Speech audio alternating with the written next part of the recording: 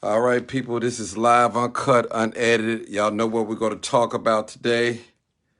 We're going to talk about this video, as I said in my, So we're going to talk about it. Let me just flip this around real quick. Come on in, come on in. They'd already flagged the video. Listen, as I'm getting ready to go live, people, they didn't flag the video. They said it goes against their policies. I guess bullying. Somebody flagged the video. Some hater out there. But I fought against the decision. Some hater out there, people. Some hater. Some hater. So just come on in, people. We're getting ready to talk. We're going to have an open, live discussion today. We're going to have a live discussion today.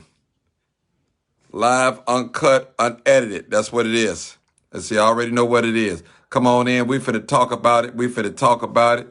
Listen, I don't need no long sermon today, people. Y'all just tell me what you got to tell me, and let's go to the next person. Simple as that.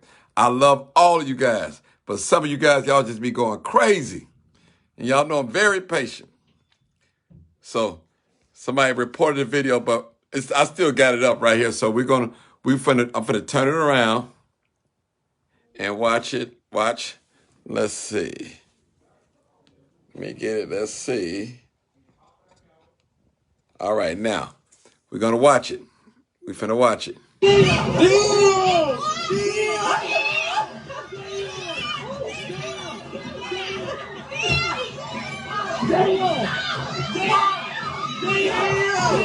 Look at this. Look at this. This is crazy, people. We're gonna play it again. We're gonna play it about 4 or 5 times. So in case you didn't see the video, this is it right here, people. This is live, uncut, unedited, people. This is not my video. This video was on social media, so I decided to share it with you guys. What's your thoughts, people? I need to know your thoughts. Our teenagers. These are our teenagers, people. All right, let's see. I'm on I'm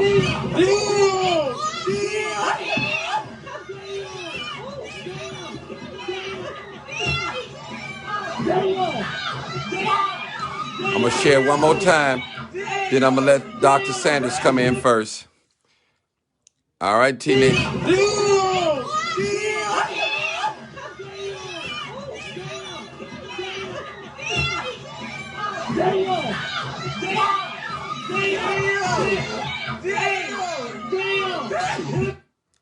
All right, Dr. Sanders, I'm going to bring you on in.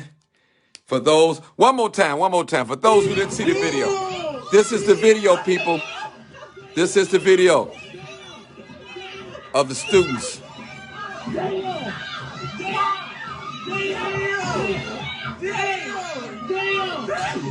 What is wrong with this picture? What is wrong with this picture? What is wrong with this picture, people? What is wrong with this picture? Come on in, Dr. Sanders. What is wrong with this picture? Hey, Dr. Sanders, I got a long line, so get to the point. I'm at the shop, but I'm going to tell you something. This is what I see at my school all the time, and I'm sick of it. It's disrespectful teenagers that get out of while in school. They even would tell the teachers to shut up. Parents, let me tell you something. You don't want nobody to discipline your child, then you better keep them at home and school them. Because that's the same thing that bus driver deal with. That's what we deal with in public school. We deal with for real. And if you don't stop doing it, we're going to start calling DCFS on you and getting your kids out, because that makes no freaking sense. How in the world you can't go on the bus, a city bus, and take your raggedy behind home like you're supposed to? They are out of control, Martin, and it happens at my school. I promise you, I'm sick of it. I want to whip the parents behind because you are not training your children. You want to fuss and fight about what the teachers are not doing. This is the same BS that these teachers put up every freaking day. We see it. So where does it start at? Parents, if you don't get your act together, I promise you, I'm gonna look for you myself. And I'm gonna sit your butt down and wonder what the devil you think about when you was having sex. That don't make no sense. This is what's going on. It's up to the parents. And if you don't do it, you might as well go ahead and get them a cell at juvenile hall because they're gonna get locked up. Amen, brother. I see it every day. I know it. It's real. I see it in the school system. This is no excuse. None. You can't tell your child to go home like you're supposed to, and they fighting a city worker. Then what's wrong with you? How old are you? Oh, Lord, help us, Jesus. That's what I want to say. Okay. God bless. All right, Dr. Sands. Okay, right. Next. Rosalind, come on in. They took the video down, people, so that's it. So y'all probably won't be able to see it no more. They took it down. They took the video down, so somebody reported as being bullying. So this is live, uncut, unedited. Yeah, I knew they was gonna do that. Come on in, Rosalind. Come on in. Got a call. Live, uncut, unedited. It's me. Okay. All right. Come on. This is Miss Pilton. Okay. Come on, talk to us. When I saw that video, that broke my heart. It broke my heart because this somebody's father, brother, that come to work to do their job to look at these goddamn kids. I see when old girl was coming, I see all these sad faces. Yeah, them the parents that sit there and entertain that bullshit what their kids do. Them kids should be held accountable, make an example out of them. Because the thing is, if you would have killed one of them, you would have had their mom and daddy on the news crying what a good child is. Bullshit. Yesterday you were just speaking on, the youth, and this dude was saying how we don't need to speak to them and be there. That's bullshit. Stop sitting there making excuses for these kids. There's no more excuses because this is horrible. This man just doing a job. That man couldn't have said nothing bad to the kids for them to be disrespectful, and then for them to challenge this man and jump on this man. That's out of line. Because if they're doing it to him, they're doing it to me, you, and anybody else. They probably do it to their parents. You got these women on here who usually are, single parents. They sit there and make excuses why their kids the way they are. And they the problem too. Because they're so ratchet, ignorant, disrespectful. All they care about is their hair weave, their booty, and being ratchet on Facebook and look at their kids. Look at this shit. This is sad. You were just speaking on how we need to, the guns in the neighborhood. We can't keep making excuses for what these kids are doing. That man could have been seriously hurt. He's making a living. This is sad. There's no excuse. There's no excuse. And there can't nobody on here justify that BS. I think some comments when somebody would say get them locked up. Don't get them locked up, lock their ass up. Because they want to act a fool. It's a place for them to be a fool in. It's a place for them to be a fool. We rather be in jail in the grave. Hold on, sister. Hold on. Let me ask this other line. Okay, I need you to hold, okay? Hello? Level, I'm gonna need you to hold, okay? All right, man. All right. You got to hold on, brother. Ain't nothing I can do. Okay. Yeah. Okay, go ahead, sister. Go ahead. It makes no sense, and like I said, it's a lot of these parents. You got some mothers on there. What if you working now? I can sit there like grown men. These are teenagers. They should know their place, should know not to challenge authority. So if a kid is challenging authority, they challenging them too. These women don't want to be held accountable for shit. They don't. They always say somebody bashes black women. No, I'm calling it for what it is. A lot of y'all need to get it together mentally. I don't care how good you dressing up. Y'all kids are wreaking havoc. And then the sad thing, a lot of these kids' parents don't even work. A lot of their parents don't fucking work. They sitting at home doing nothing, and then when they see their kid doing it, they're going to be on that, well, my child, they don't know the whole story. The story is being shown what these kids are doing to this man. It's just sad. It's so sad, and it made my ass water because this man's just trying to earn a living. That's all he doing. He ain't hurt nobody. But I guarantee you they wouldn't did that to no white bus driver. I guarantee you they wouldn't. Because the whole CPD would have been on their ass right there. And then the kids who were standing around recording, lock their ass up too. Since you like entertainment, sit in jail and get entertained. So that's how I feel about it. Okay. I do. Okay. Thank you. All right. All right. Thanks. All right. All right. You next. Where you calling from, bro? Hey, I'm calling from the shop, man. I'm back home visiting right now. Okay. This stuff got out of hand, got out of crazy, man. This reminds me of that whole thing where that last young lady did that thing where he jumped on a bus driver and you want to be able to talk about you a female. These kids ain't got out of control, man. They're teenagers. But like with me, I carry a knife, or I got that pen knife on me too. Let that have been me, those kids would have been hurt. Each one of them. I'd have gave them something what they asking for. That makes no sense at all. They getting out of these kids getting way out of control, out of hand, where the first thing you telling you is, oh, my kid ain't never did nothing to nobody until they see that on a video. Well, I didn't raise my kids to do that, but you let your kid get at that point where they if I touch your kid, now you want to get mad, but you let your kid get to that point. You raise your kid on that bull crap, or should I say that bullshit that you I don't know, man. This is just crazy right now. So do you think the bus driver was wrong in any kind of way, or he could have been wrong? No, the bus driver wasn't wrong with stuff, whatever. I wish he would have started slamming them kids around instead of let that have been me. Then start slamming them kids around and stuff. Like I say, I carry something on me at all times, and every last one of those kids would have felt something in their side. Okay. That is ridiculous, man. I'm sick and tired of seeing people trying to wrong. Like I said, this remind me of that stuff with that other bus driver when that young lady spit on him and pushed him while he was driving. And everybody talking about you hit a female. That female pushed him. Mm-hmm. Now you go on this stuff here and stuff. These kids are getting out of control. They don't respect elders no more. Okay. Okay, brother. I got another call. Thank you so much. All right. Peace out. Peace out. All right. Live, uncut, unedited. I need you to turn Facebook down. If you want to talk to me, you got to turn your Facebook down. Turn it down. All right, you good? Hello? They hung up. They hung up. This live, uncut, unedited, people. They hung up. People, when y'all call in, you cannot listen to Facebook and talk at the same time on the telephone. It's going to send an echo, and it's very ignoring. Very. So, people, what do y'all think? What do you think? Now, they just reported video, so they didn't took the video down, people. So, them little few times I showed it, it's over with.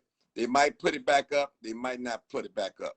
If they put it up, they might cover it. Somebody reported the video, said it goes against the standards of Facebook for bullying. I'm bullying somebody. Really? Come on now. Come on now. Listen, people, we have to start facing reality. Okay. Live, uncut, unedited. Where you calling from? I'm calling from Rome, Georgia, but I'm from Chicago. Okay, no problem. Listen, brother, I don't care if you're calling from New York. You can talk about this. Go ahead, brother. Hey, listen, man, I'm gonna say this. I'm from the south side of Chicago. Okay. Born and raised in Stateway Garden. Okay, hold that thought right quick. Hold that thought. Let me tell this person, hold on. Okay, I'm gonna need you to hold. Okay, is this okay? Okay. All right, thank you. All right. Man, they ringing, man. Bro, go ahead, bro. Hello. Yeah, go ahead, talk. They blowing me up. Go ahead. Get your point out. Here's what I think the problem is with the kids in today's society. I think the American judicial system and the government has taken the job of parenting out the parents' hands. It used to be a time when your kid do something, they get a whooping, they get chastised for it. You understand what I'm saying? Now, if you whoop your kid, all they got to do is pick up the phone and say, I called 911 if you put your hands on me. Mm-hmm. You understand what I'm saying? You used to be the neighbor could whoop you and bring you home and say, he did such and such and such and such. So I whooped his butt, and you get home and you get another whooping. There's no more of that. When you got grandparents that are 20 years old and 25 years old, then the big mamas, you don't have big mamas and mothers no more. You understand what I'm saying? You got young kids trying to be grandparents, and you got young kids that don't have the guidance we had when we was kids. I'm 51 years old, bro, and my grandmother didn't play the radio. You understand what I'm saying? My mother and my father didn't play the radio. Kids are not scared of their parents anymore. Yeah. You understand what I'm saying? Yeah. So when you got kids that are not scared of their parents, they ain't scared of the police. I'm gonna tell you something. I'm gonna let you go. I heard Mr. Harris say when he was young, he got a beating for something he did. His mother beat him with a stick. The neighbors called the police. And when the police got there, they said, "Why did you beat that child with that stick?" His mother said, "I beat him with my stick, so when he get older, you don't beat him with your stick." Okay, I'm gonna leave you on that note, brother. They blowing me up. Brother. Thank you so much. Thank you, All right. Okay, you the next caller, live on Cut Unedited. Go ahead, sis. Where you calling from? Hey, South Side, Chicago. Okay, go ahead. And I'm about to get back into the workforce. I take CTA. Okay, can you hold on? This video is just so Hold sad. on, man. Hold 1 second. Let me take this other call and tell them they have to hold. Can you hold? Live on Cut Unedited. I need you to hold. Okay. Okay, all right. All right, let me get back. Okay, go ahead, ma'am. This video is heartbreaking. To see these kids acting like this. They should be charged. See, the thing is, they got to start charging them as adults. They got to start charging them with adult crimes because that's what they're doing. They get off too easy, and they need to be charged the full force because this is just outrageous. This is outrageous. You know, you don't know when it's going to happen to you sitting on the bus. It's just ridiculous. Ma, and I'm hoping that they got cameras on that bus to get their pictures. Somebody will turn them in because they need to be off the street and charged to the fullest. Can I ask you a That's all question? I gotta say. Can I ask you a question, mother? Mhm. What if it was one of your little nephews or grandsons? Would you want to? Would you feel the same way? Exactly. You would feel the same way? Exactly. Okay. Because what's next? If you don't stop them next, what they gonna do next? Okay. I'm just asking. Somebody gotta stop it. You can't let it go. Then they gonna get you walking down the street the next day. I got away with that. Let's do this. So you're gonna be on to the next one and on to the next one. Can you think of any other punishment outside of throwing them in jail for that? Well, look, it starts at home, first of all. I mean, some people ain't got a home. Yeah. Yeah, it starts at home. Well, you know what I'm saying? They need training at home. So quite obviously they ain't did it. So I don't know what else. What else can it be? I'm asking you. I'm searching for ideas because I don't know. My children, thank God, are grown, hardworking people, responsible adults. So I'm grateful for the job I did. You know what I'm saying? It goes back to Carrington, you know, the grandmothers. It takes a village, all of that. But what happened? I don't know. They want to blame everything on COVID right now. That ain't COVID. Them kids is just out of control. That's true. Okay, thank you, Mom. Thank you, Mom. You know, God bless God Chicago. bless. God bless America. We need it all. All right. Thank you so much. All right. This live on Cut Unedited. Live on Cut Unedited. Go ahead. All right, Martin. So Where you calling? Where you calling from? I'm calling from Chicago. I live in the city. I can say from personal experience, I've been on the bus. Bus drivers, they be really ratchet. You can't just blame it on the kids. We don't know what this bus driver said or did. I've heard bus drivers tell the kids, well, why don't you go ahead and fight me then? They egg on the conversation with the kids. Man, your biggest bet is to drive your bus. Ignore them. Kick them off if you got a problem with them. Call the police. But at the same time, don't think the kid's not going to square up with you because you're an adult. If you egg it on and you tell them, well, I want to fight, then they're going to beat you. Hold on, young lady. Let me get to the line. I'm coming right back. Let me tell them, hold on. I like this. Can you hold, please? Can you hold? Yes. Okay, please. Thank you. Let me switch back. Okay, go ahead, young lady. Go ahead. I've been on the bus when bus drivers sit up and they talk these kids. Yeah, talk all the shit you want.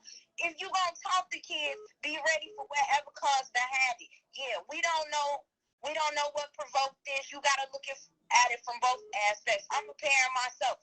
I wouldn't want my child sitting up there on the bus beating up the bus driver. But if you egging the kid on and you want to square up with them, I'm expecting my kid to defend himself. So we can't just put it on the kids. We know some of these kids are out here are very misguided and they need help. But the bus drivers, man, just do your job. If you got a problem, they tell you to pull your bus over and call the police. Step off your bus. Lock them in. Whatever it takes. But don't egg the kids on. So we can't always put it on the kids because we don't know both sides of the story. Hold on 1 second, sister. I want to say something to what I'm just this to everybody. Now, people, this is why I have shows like this, so we can see both sides of it. We really don't know what happened except those people that was there. Okay. And I'm not justifying that behavior. I don't know what happened. I don't know what happened, people. But from what I've seen, I don't like it. I just don't like it. I don't like it. And I understand this sister as a parent. As a parent, she's speaking from a parent. A lot of these bus drivers do be flapping up their mouth. When they get downtown, they don't say nothing to them white folks. They stop, and white folks run out the bus. They stop and pull over. Black people in the black community, them buses keep on going. I'm telling you. I'm telling you, I've seen it. I've been on the bus, and they don't stop for us. When we run, like we run to the, say, hold that bus, a lot of them take off. I'm telling you. Go ahead, sister. They do. They don't give the kids any respect, especially because they're high school kids. I'm not condoning what these children are out here doing, fighting these bus drivers. These bus drivers go to work to provide for their families. I am not condoning this. But at the same time, we got to start thinking, is it worth us getting into a verbal altercation with these kids and then we can possibly get hurt and not make it back home? We have to use better judgment. Do I say something to these kids or do I just go ahead and drive my bus and just get on with my day? And cause let me help you out. Most of the time, let me say this, people, them little juveniles, they gonna get out the next day. All the parents got to go down there and get them, and they out the next day. Maybe on home monitoring, but they out. And trust me, and we know these teenagers can be rude. They cussing you out like adults, and when you beat them down, guess what? I'm a minor. They gonna use the law to get you arrested. Go ahead, sister. This is true. I've been experiencing this since I was in high school. These bus drivers, I've had bus drivers who say, I ain't pulling off the bus until this calm down and that calm down. Man, lady, just drive your bus. That's all you got to do. Don't even back and forth with them. You engage it, so that means you asking for the confrontation. I'm not saying beating up a bus driver is right, but at the same time, these bus drivers and these flip mouths, that ain't right either. Mm-hmm. Continue on with what you got to do. You supposed to be driving the bus. If they causing that much of a problem, why you don't call CPD? And when you call CPD, they be on the bus with quickness. Yeah, also on the bus, CTA bus, they have a silent alarm on there too. A silent alarm they can hit. And because I listen to the scanner, so I know. So people, don't get me wrong. I am not justifying that behavior, beating up that bus driver. To me, it looked dead wrong, but I don't know what provoked it. Even if he provoked it, I think they shouldn't have beat him up like that, but it is what it is. How old are you, young lady? I'm curious. I'm 29. 29, okay. So anything else you want to say? Because I got another call coming in. I see you parents, I see most of you all, saying charge the parents, but we got to think about it too. Maybe we should charge the bus driver depending on what he did. We'll never know. Woo, that's a good point. That's a good point. We will never know, but at the same time, the bus driver's not going to get flipped with the white kids like that, but they'll do it to their own people. Mm-hmm. You see what I'm saying? They'll do it to their own because they know what buttons they can push with their own, but you won't do it to a white person now. Mm-hmm. All right. Thank you, young lady. Continue to call in. You're welcome. All right, bye-bye. Bye-bye. Man, they blowing his phone up. 872-297-6389.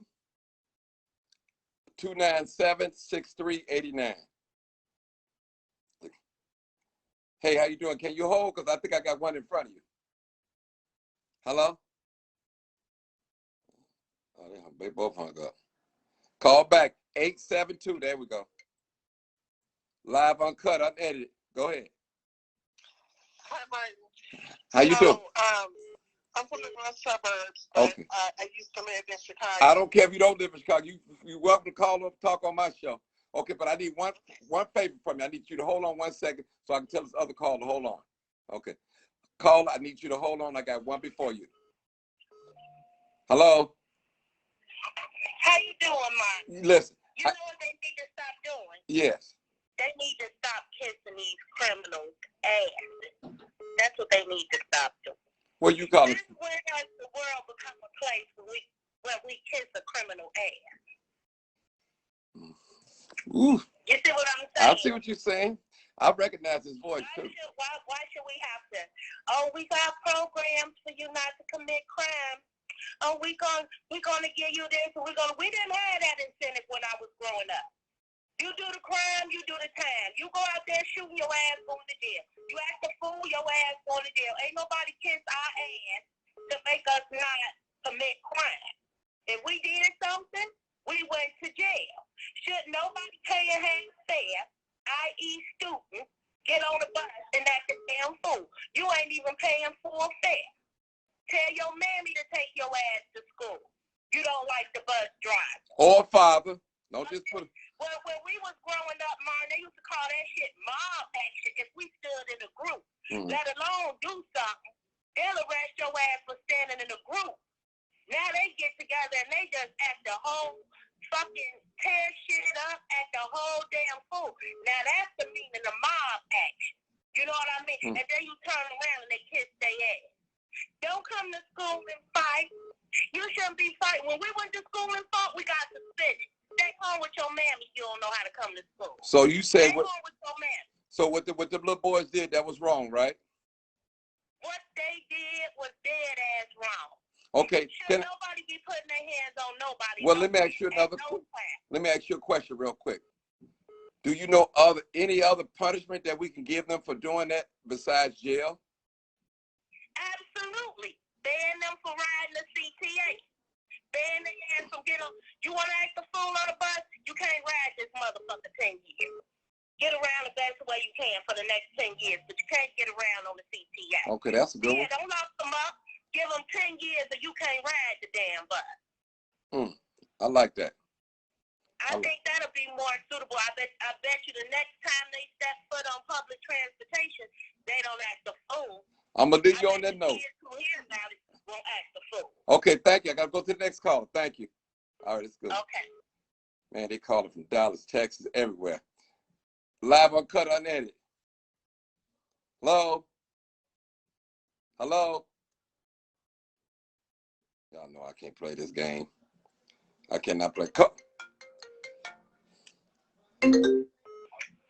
Hello? You got to hold on because I got another call, okay? No problem. Okay. Thank you, brother. All right. Hello, I'm sorry. I got disconnected. Go ahead. Okay, maybe. Y'all can hear you. Go ahead. Yes, I got proof. I just want to say, there's absolutely no excuse for that behavior. I don't care what that bus driver said. They are going to be in fights for the rest of their life if they're going to go off of that. Somebody is going to always have something to say that you do not like, whether it's at home, at church, at school, at work.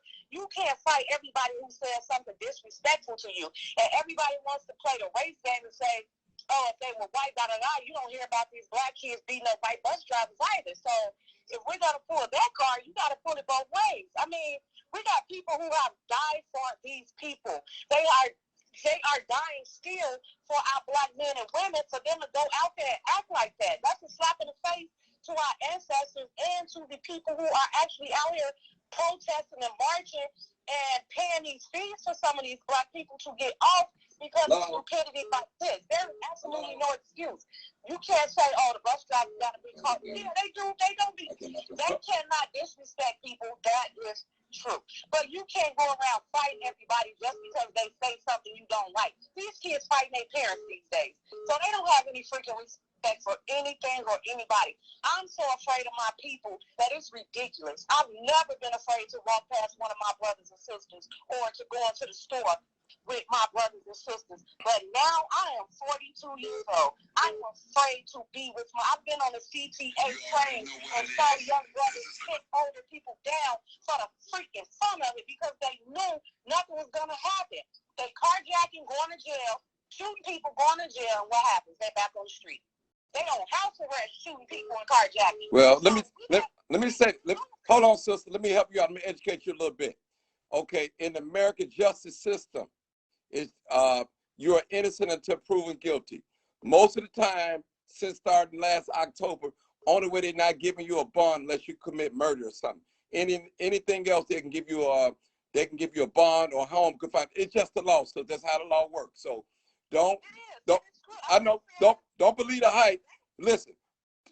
According to their records, the Timothy Evans judge, he said 90% of people that's on home monitoring, they are compliant. It's only the 10% that's not. And you know everybody's not going to follow the rules. But that small 10%, the media put that, make it look real bad. So a lot of people. No. Go ahead. I'm sorry. You know what, the media, we in the hood. So we see what the media don't see and what the media don't report. These kids out here doing, it's ridiculous. The media only portraying, they're showing us bits and pieces. But if you live in the inner urban city, you see all of that. So they can't tell me what's going on in my hood because a lot of this stuff is not being reported. Yeah. A lot of it is not being reported. So yeah, it's more than 10% that's out here on home confinement or who done got caught with a gun. No, you got the numbers wrong. Hold on, sister, hold on. They said it's 10% that's not in compliance. It's 90% people that are in compliance. So don't listen. Let me just say that every young person out here is not beating up bus drivers. They're not in the game. They're not shooting. They're not carjacking. So we got a lot of young African young males that's doing what they're supposed to do. So don't paint them all the same color now. I ain't gonna let you do that. Okay. I raised a man who is not out here doing any of that. Okay. Jesus. However, they can't keep giving these kids excuses. Right. I don't care if you came from a broken home or people who've been through way worse, who did not choose to go out and rob somebody or kick a man that's sitting down minding his business going to work just because you know you're going to get away with it because you know once you go to jail because of your age and you don't have a criminal record, you're going to be back on. Well, the only way to stop that, you got to go to your politicians for them to change the law. If you want to see different, the politicians, they make the law, the lawmakers. So it's the lawmakers. I mean, it's something that we don't like. That's what we have to do. I'm just telling people, this program, I'm not taking nobody's side because that was dead wrong. But we have to look at both sides. When we trying to solve a problem, only thing I don't like about black people, every time we do something, it's always got to be jail. It can't be no other alternative. Listen, you never hear white people, and I got this pull race card, go against their children. I don't care how bad they are. Oh well, we're gonna put a little Robert in. I'm just saying, community service. I know. I'm just saying, but that's what they do. But we so quick, we so quick to throw our children under the bus. We quick to do it, and trust me, we so good. So we got to watch that. We can't go with all that propaganda though, because we already know, and you 40-something, we know mass incarceration don't work. Because if it did work, we better live right in these in the hood, if I may use that. They have you got over millions, probably 2 or 3 million black men in the United States locked up. And guess what? We still got carjacking. We still got robbery. We still got rape. We still got drug selling. We still got domestic violence. So we know that's not the answer, just locking everybody up. Trust me. It's not. It's definitely not. And I'm not saying lock them up, but they have to be held accountable. In some kind of way. We got to come up with something. The bus driver can't say what they want to say. It's freedom of speech. Yeah. No, you can't disrespect anybody, but again, they're going to be fighting for the rest of their life every time. If your boss tells you stop coming in late and they say it in a disrespectful manner, are you going to beat the hell out of your boss? You know? Right. So you got to be held accountable as well and know going to jail is not the option for everything. But okay, thank you. Right here is ridiculous. And I just pray that my people just rise up and become greater than this because we are, in this Black History Month, we've created everything damn near in the world. Sis, I got to go. I got to go. Thank you so much. Thank you. You're welcome. All right. Bye. I am so sorry. Come on with it. Hello? Yeah, I just need you to turn the little Facebook down and you're good. Okay, let me turn it down. Turn Facebook down. You good? I'm trying to get at least another 20 calls. This live, uncut, unedited. Go ahead, sister. All right. Well, since we're talking about resolutions, I want to get mine. Go ahead. I'm already knowing that it's not gonna be popular. A popular resolution. This live, uncut, unedited, sister. Go ahead. Go ahead. All right. Well, that bus line needs to be shut down. Shut it down. Can't nobody. You know what I'm saying? It's like this. For the small number that's causing trouble, it's gonna affect a larger number. And then that larger number gets affected, they're gonna start being more vigilant in sighting out these problem children before they make a problem for everybody. Hold on, ma'am. Hold on. 1 second. Hold your thought. You got to hold. Okay, I got one caller before you. Okay. Okay. All right. Okay, go ahead, ma'am. First of all, and the second resolution, I would say, if their parents are on the children felt that they had did this beating of an adult in disrespect to an adult, their parents, if they receive any benefit, federal, state, whatever, they need to be cut off due to their kids' behavior. You feel me? That's how I feel. Why are you so mean and harsh? Not because we've been doing all of the talking, all of what you said. Let's put them in a program. And next, maybe it ain't going to be a punch upside the head. It's going to be a gun, another violence, a gun violence, or a killing. You can kill somebody off a punch. Can I ask you a question? How old are you? How old are you? I am 52 proud. Okay, I'm 53. Okay. Let me say this to you, sister. You knew how it was back in the 80s, the crack epidemic. You know how they sold drugs, the crack came, so you at that age, so you know. So you know they locked up a lot of black men. Did the drugs? Hold on. Stop. Let me just say this. I'm gonna let you talk. Did it stop drug sales? No. Did it stop carjacking? No. Did it stop murdering? No. Did it stop robbery? No. Did it stop burglary? No. Did it stop theft, auto theft? No. So only thing I'm saying is, can we find another way outside just only locking them up only? That's all I'm saying. I just said. I heard you, but you were so but your stuff was so harsh. Why would you? Okay. See, Martin, you how long are we gonna not get to the heart and keep going with the making excuses? Okay, it's no excuses. Listen, ma'am, let me just say this. If just like I'm a father and I got 7 children, and one of those guys was on that bus was my son. Now you want to take away all my government benefits. Now what are my other children gonna do? They can't eat now. They don't have a place to live because my subsidized is going to be taken away from me. That's the point. You're going to get on that other child who caused in hell to cause you not to eat with the rest of your kids. So all my kids got to suffer. All my sisters, and I got to be homeless. Yes, sir. Woo, you cold-blooded, sister. You cold-blooded, boy. Woo. Look, I bet you a lot more of them kids ain't gonna be doing the shit that, excuse me, Mike. I know. But I bet you they wouldn't be doing what they doing when mama lose them food stamps, when mama lose her house. Let me tell you something too, Mark. So parents been losing their house. Section 8 them came up with that rule. If you get caught with a dope case, guess what? Your ass is out. So I'm not harsh. Public assistance been put that in place, brother. Okay. It's time for us to start supporting them and enacting that. If you screw up like this here, these are the consequences. I bet you they ass get in line because they want to eat and they want to have a roof over their head. And this is another one, they want to have it at a discounted rate.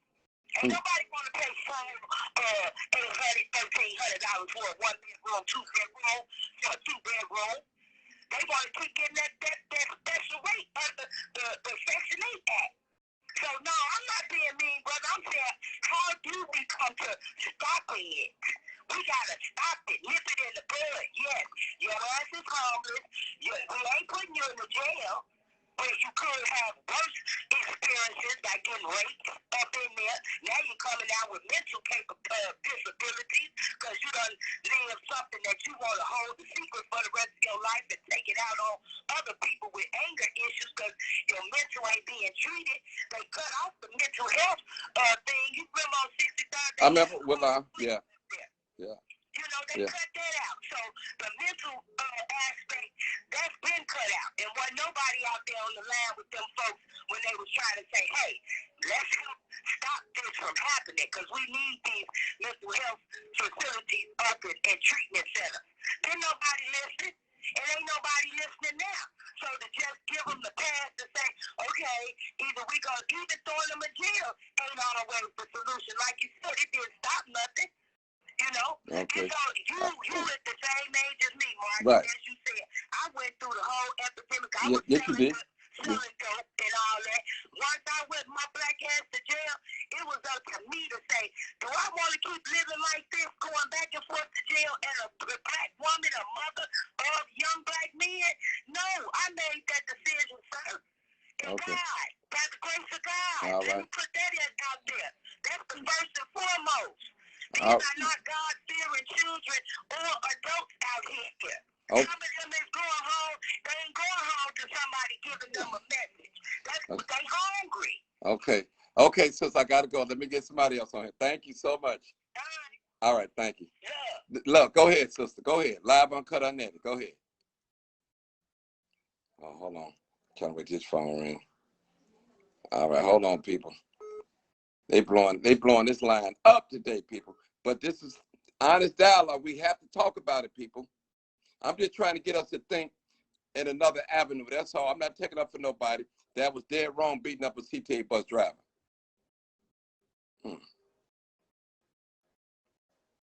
All right. All right, caller, go ahead. I was trying not to click on. Go ahead. Go ahead. Yes, sir. Where you calling from? I'm from the south side, but I'm a 36-year-old CTA bus driver as well, though. Oh, okay, talk to us, man. That's why I want a bus driver on here. Talk to me. Talk to me. Go ahead, bro. Man, don't you know, with me, I feel bad for what happened to one of the co-workers. Yeah. With the little kids, but with me, man, one of them kids would have lost their life today. You know why? Mm-hmm. I work up and down 70 night all day. I either work in morning or late nights. And I keep that thing on me. Because you never know what'll happen. Well, don't say that because I want you to lose your job now. Don't put that out there, Okay, go ahead. All right. No, I ain't going to say my name, though. Right. But you can't let these kids jump on you like that. Even if the bus driver says something or didn't say something. Those kids still walk on to do nothing like that. That's just totally disrespectful, was out of their character for them to do a bus driver like that. Hey, let me ask you a question, brother. Since you work for the CTA, I'm finna say something. You know what the CTA motto is? Cover thy own what? I hear you. The CTA motto is cover thy own what? They got a motto. Cover thy own ASS. That's what it is.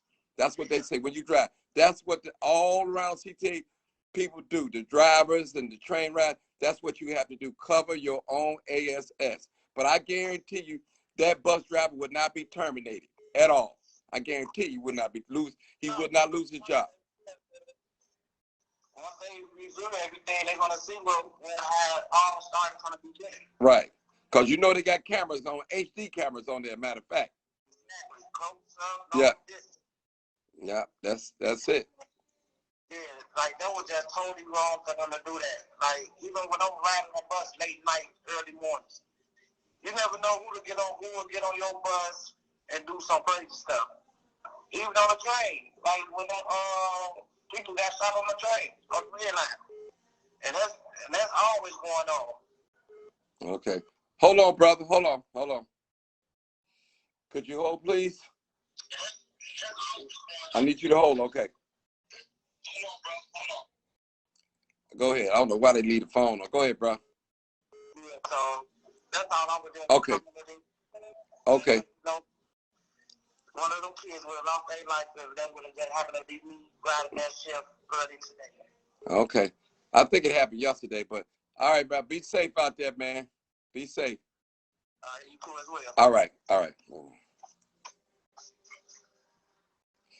Okay, I need you to hold because I got one before you, okay? Man, they blowing me up. Hello, live on Cut Unedited. Go ahead.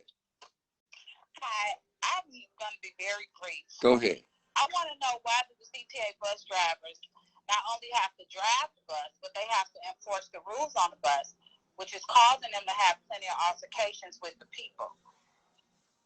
So off a little 6-second clip, we don't know exactly what happened, but maybe they need security on the bus and needs to change their policies so the bus drivers can drive the bus and not enforce all these rules, which is causing them to have altercations with people. Okay. Okay, so let me ask you a question. How old are you, ma'am? 39. 39. Okay. Can you think of any other type of punishment outside of jail that we could that we can put up or say or represent for the teenagers that did this? Well, I don't know the teenager story. Right, okay. I've been on the bus before, Right. where the bus driver haven't even got smart with me or have done certain stuff that I didn't agree with. I didn't jump on it, but you don't know nobody's mind state when you get into it with a person and arguing with them while you're supposed to be driving the bus. So, I mean, I wouldn't necessarily say jail time for them, but maybe some other rules need to be in place where these drivers don't keep getting into it with people. Okay. I appreciate you. I like to have different ideas and opinions and stuff like this. So thank you. That's it? That's it. Thank you. You're welcome. All right. Bye-bye. I got to let you in because you didn't call 20 times. Where you calling from? Hello? Live on Cut Unedited. Hello? Now you won't say nothing. I got you. Hello? Didn't say nothing. I'm working this phone, y'all. Man, go ahead and talk. All right, I'm here. Hello. How you doing? I need you. I'm doing fine. How about yourself? All right, come on, talk to us.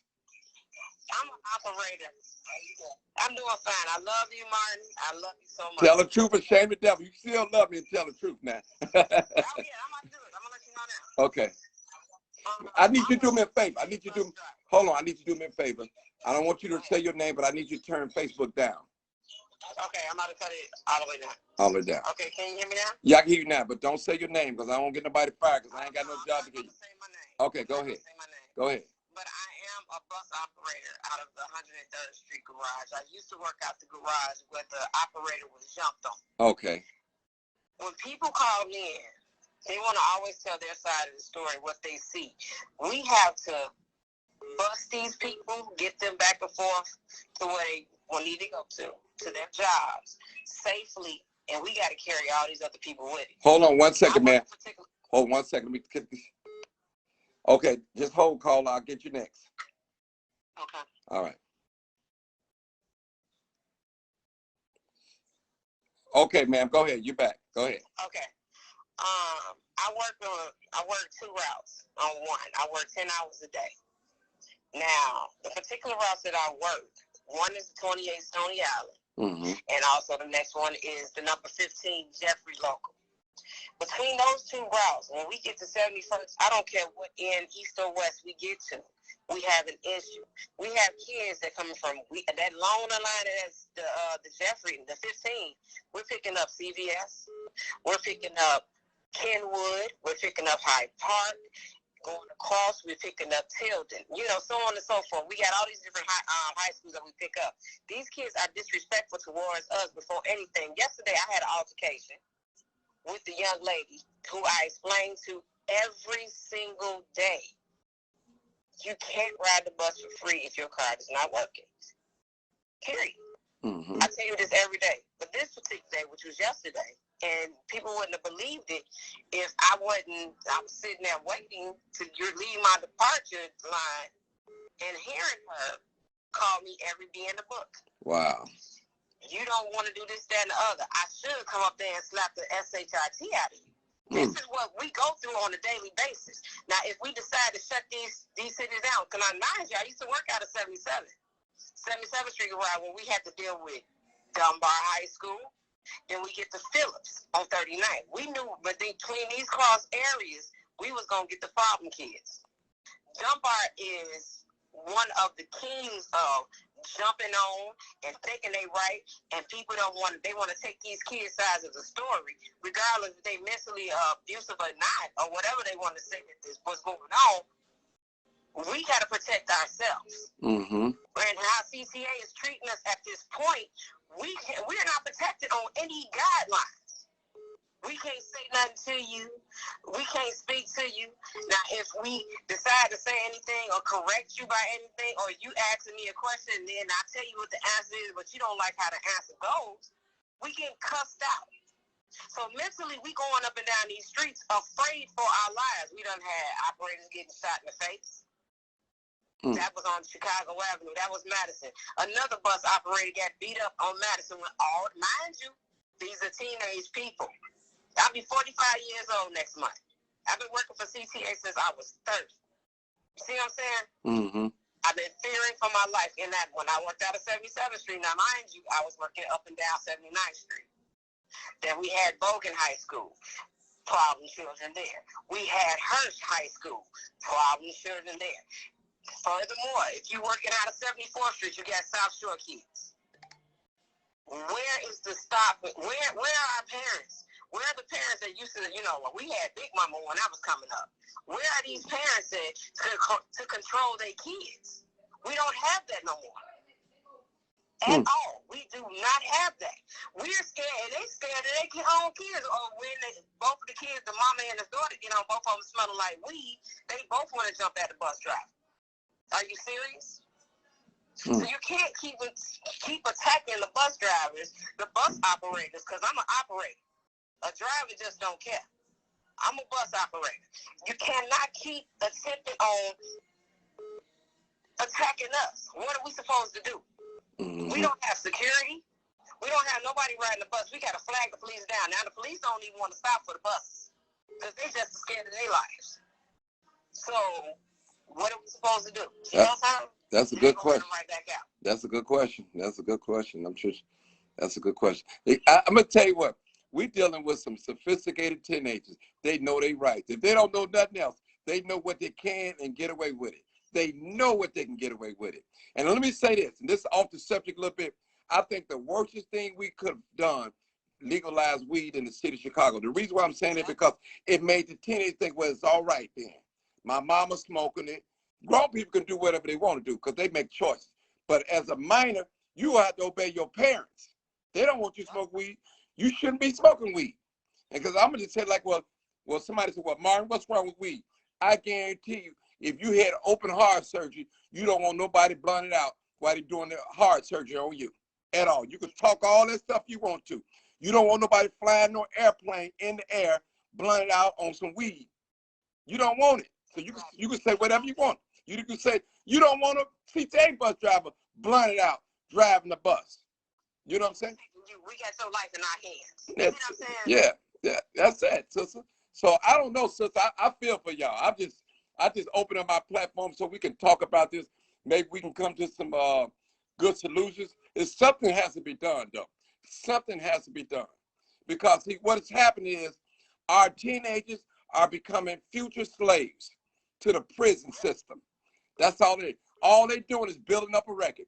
When they get that record, as long as they armed, you know what? When they get that little judge, that racist judge that don't care, he gonna give you double digits, and you're gonna be crying.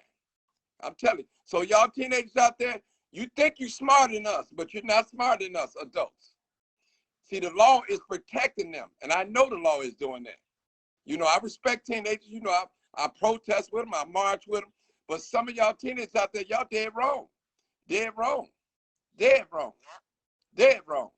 But okay, sister, I thank you so much. I'm going to take the next caller. Appreciate you. All right. Bye-bye. Bye-bye. All right, friend, go ahead. Live, uncut, unedited. Okay, this is what I want to say. I want to give a suggestion about what can happen besides going to jail. Okay. Now, I think in this case, these kids should be made to, along with their parents, clean up the bus stops and the street and make them clean the L trains and the buses and put them on a point system. You know, make them clean up the L's and the bus stops and the streets and the trains and the buses for the next year. You know, and make their mama and them do it too. Yeah, make them do that. That's how you get home family time. Make them clean up and work together. You know, you're here because you can't control your son or your daughter. So now y'all can get to know each other while you clean up the bus and the train and the bus stops and the streets and all this kind of stuff. Put your little yellow vest on and your hard hat and get out here and clean it up. That's what you can do. That's a non-criminal environment, and you can put them on a point system and drug test, all of that. You fail a drug test, that's a point. And now we're going to give you every chance that you need not to go to the penitentiary. Your mom has to come out here and clean up too because of what you did. If she can't control you, we're going to help her control you because you're out of control. They are out of control, Martin. I know it. They're out of control. They are out of control. I know something has to be done. Something has to be done. Something has to be done because, see, that's why nobody really wants to say. That's why all this madness is going on. Why can't somebody tell you on the bus to sit down and this bus isn't moving until y'all get it together? Why? The girl was saying, well, the bus driver shouldn't say anything. You know, just drive your bus. No, why don't you get a car and drive your kids where they need to go so the bus driver doesn't have to sit still and run off the schedule? Why don't you get your kids and put them in a car and take them wherever they need to go? That's not the answer, to tell the bus driver just to drive. Other people don't want to put up with that stuff either. Mm-hmm. Get your kids before somebody hurt them. See, that's why there's so much blood in the streets. And then when we see it on Facebook, Lord have mercy, somebody killed that little boy. Yes, it's a shame and it's sad, but we don't know what that little boy is doing either. We don't know. I don't care what was going on that bus. The bus driver has a right to tell you to sit down or get off. Sit down, and you're not supposed to eat on the bus. You're not supposed to be playing loud music on the bus. You're not supposed to be disturbing other passengers on the bus. So if the bus driver instructs you to stop, now they're whooping the bus driver. That's what happened. It was because the bus driver said, get on and sit down or get off. And they jumped on it. That's what happened. And guess what? Most people who have order in their home with children, they expect order on their bus or their train or whatever. Okay. Because you're a child. So okay, Shani. That's what happened. I need you to hold for a second. Okay. All right. I'm good. Hey, next caller. What's called? Where you calling from? I'm calling from Chicago. You calling from Chicago? Okay. You know, I have to say this, Martin. Come on with it. It starts at home. Okay. And regardless, you have freedom of speech. A bus driver can say what they want. These kids gonna say what they want regardless. Right. It does not warrant for nobody to put their hands on nobody. Kids should not be jumping on bus drivers. Doing community service and all that stuff is not gonna work. Kids are doing community service now, and it's not working. Jail ain't working either. Jail ain't working either. You know, these kids today, they have no respect. You can't say nothing to them. When I was coming up, you know, it took a village. Nowadays, you say something to these kids, they going to get the mama want to fight. You know, it's just no respect. They not being raised with respect because these parents are being their kids' friends. They drinking with them. They partying with them. They getting high with them. It starts at home. Until the problems are fixed in the household and parents are taking responsibility, these kids are going to continue to be out of control. So what we got to start doing is holding these parents accountable. Mm-hmm. Because if you can't control, we can't control your kids if you can't control them. Well, I tell you, they set these little young folks up in penitentiary because that's all what it's going to be. And that's what it is now. They setting them up. Kids are in jail. They going to jail, catching cases. Yeah, they setting them up. And a lot up. of them just get a smack on the hand, and then they go to jail, they get back out, they back in jail. So they still not learning lessons. See, it got to start at home with the mothers, the grandmothers, the fathers, the aunts, the uncles. Yeah, that's where it starts. Until it starts there in these households, these kids are going to continue to be out of control. Because if your mama can't say nothing to you, who am I as a bus driver, a teacher, a doctor, or anybody else to say something to you? Okay. So I think we just need to start holding these parents accountable. When you start holding these parents accountable, they're going to stand on top of these kids. Okay. All right. Well, thank you. That's it? All right, thank you. All right, no problem. Go ahead, sister. Hello, Martin. How you doing? I'm good. I just turned my camera around because I don't want to show my face. You ain't got to show your face. Hold on, caller. Go ahead. You ready for me? Yeah, go ahead. Yeah, I'm ready for you. I just want to say this. Quite a few people about know my voice, but I'm an operator. I work for CTA. Okay. I'm off the dirty hold on. line. No, listen, do me a favor. Don't say nothing that could incriminate your job. Even though you tuned. Okay, all right, go ahead. Look, I'll be working with you. Okay, I'm telling you. Listen, we go through so much. One thing I want to say is a lot of people don't understand, definitely with the bus drivers, they're more so open to the public than us as far as an operator on the train because we're in a quarter cab. That little plexiglass they have for the bus driver, it does not work because they just reach around it and do what they want to do to them. But I got to say this, and I hope there's some kids on here who listening. Once them bus drivers, them operators close them doors, your life is in their hands. They can run a bridge or anything. Your life is in their hands. Now, we done had people who got shot, stabbed. Well, we have to go back and check these train cars and see who's hurt. You know, we don't know if the offender is still on the train.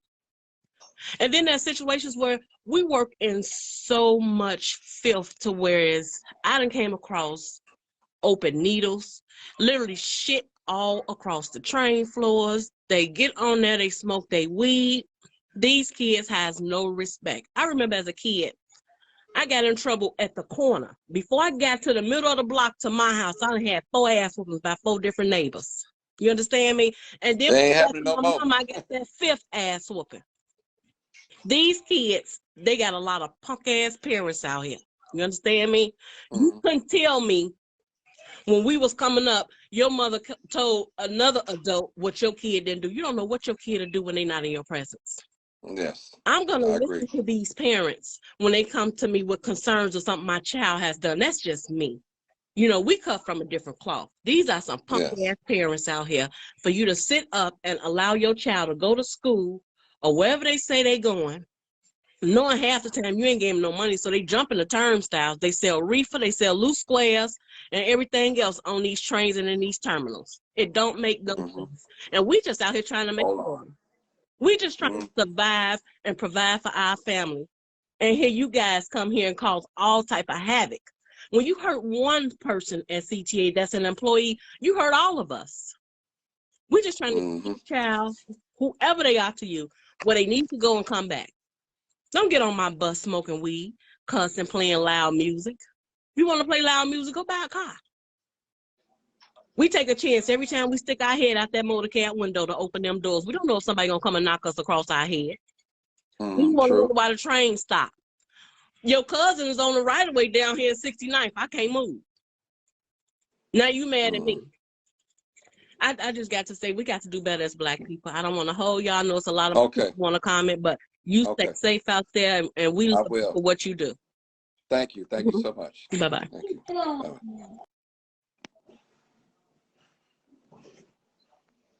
Oh, okay, Carl, I got you. Come on in. Come on in, Carl. I need you to hold. Caller. Come on, caller. Caller. Go ahead, sister. Okay, Martin. I want to say it takes a village to raise kids. It takes everybody to raise kids. You just can't raise kids by yourself. It takes mama, grandma.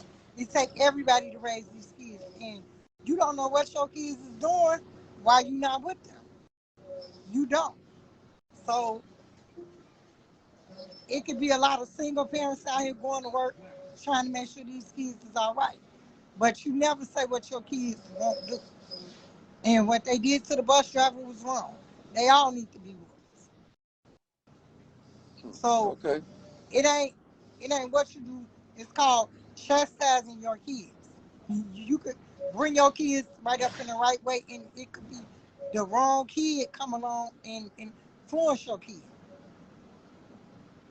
Okay. So I ain't gonna hold you long, but Okay, thank you. okay. Okay, thank you. Thank All right. you. One of my faithful followers, y'all. I need you to hold. I got one before you, okay? All right. Man, this phone blowing up. My goodness. I can't even. Hold on. Hold on. Hold on. Hold on, people. I'll get another one this way. Hold on. This is live uncut. Oh, wait. Hold on. Call. Can you bring that person in? Okay. Hold on. Phone just ringing, y'all. It's ringing off the hook. Live uncut, unedited. Go ahead. My name's Cynthia. I'm calling from Philadelphia. Okay, come on, Philadelphia. To the viewers, okay. You got to talk a little loud, Cynthia, because it's kind of low. You got to talk a little loud. Put a little more tone in that voice. Go ahead. Okay, can y'all hear me? Yeah, I can hear you now. Go ahead. Okay. So speaking from a parent's point of view, okay, I had a situation. My daughter, she was 16. She was on our transit system, which we call something here. Okay. To a fight. It was a really bad. You got to talk a little louder, baby. You got to put some bass in that voice. Come on with it. It was a really bad fight. Okay, and I mean bad. Somebody recorded it, and when I watched it, as her mother, I couldn't believe that was my child. Couldn't believe it. She wasn't raised like that. Okay? She got arrested. She had to spend a night in juvie. We had to go to court. I hired her an attorney because I didn't believe in the justice system for our black kids. So I hired her an attorney. She ended up getting probation. Well, first they put her on house arrest. She ended up getting probation for 30 days. DHS got involved, which is the juvenile, I guess, social services system in here in Philadelphia. She had to get an advocate for 30 days. Her advocate helped her get a job. She worked at Taco Bell for 4 years till she was 20. Then she ended up getting a job with a security company. But her record got expunged. But just speaking from a parent's point of view, we don't know what our kids be out there doing sometimes. Because she wasn't raised like that at all. I kept her in activities. She was a cheerleader. She was very bright, very intelligent. But sometimes our kids get in trouble and they be out there doing stuff and we don't know what they be out there doing sometimes. So just speaking from a parent's point of view, yeah. So all these parents, listen, check on y'all kids. But that's it. That's all I got. Okay. Thank you, sister. Thank you.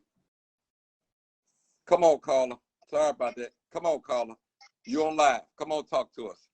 That's it. That's all I got. Hello? Yeah, I need you to turn your Facebook down. You got it. You the person now. Come on, talk to us. Okay. All I just want to say, Marty, is when I was in high school. Okay. You got to turn your Facebook down. Turn your Facebook down. Okay, can you hear me now? Yeah, I can hear you. Yeah, I just want to say, when I was in high school, they did a lot of jumping on people, talking back to the bus driver.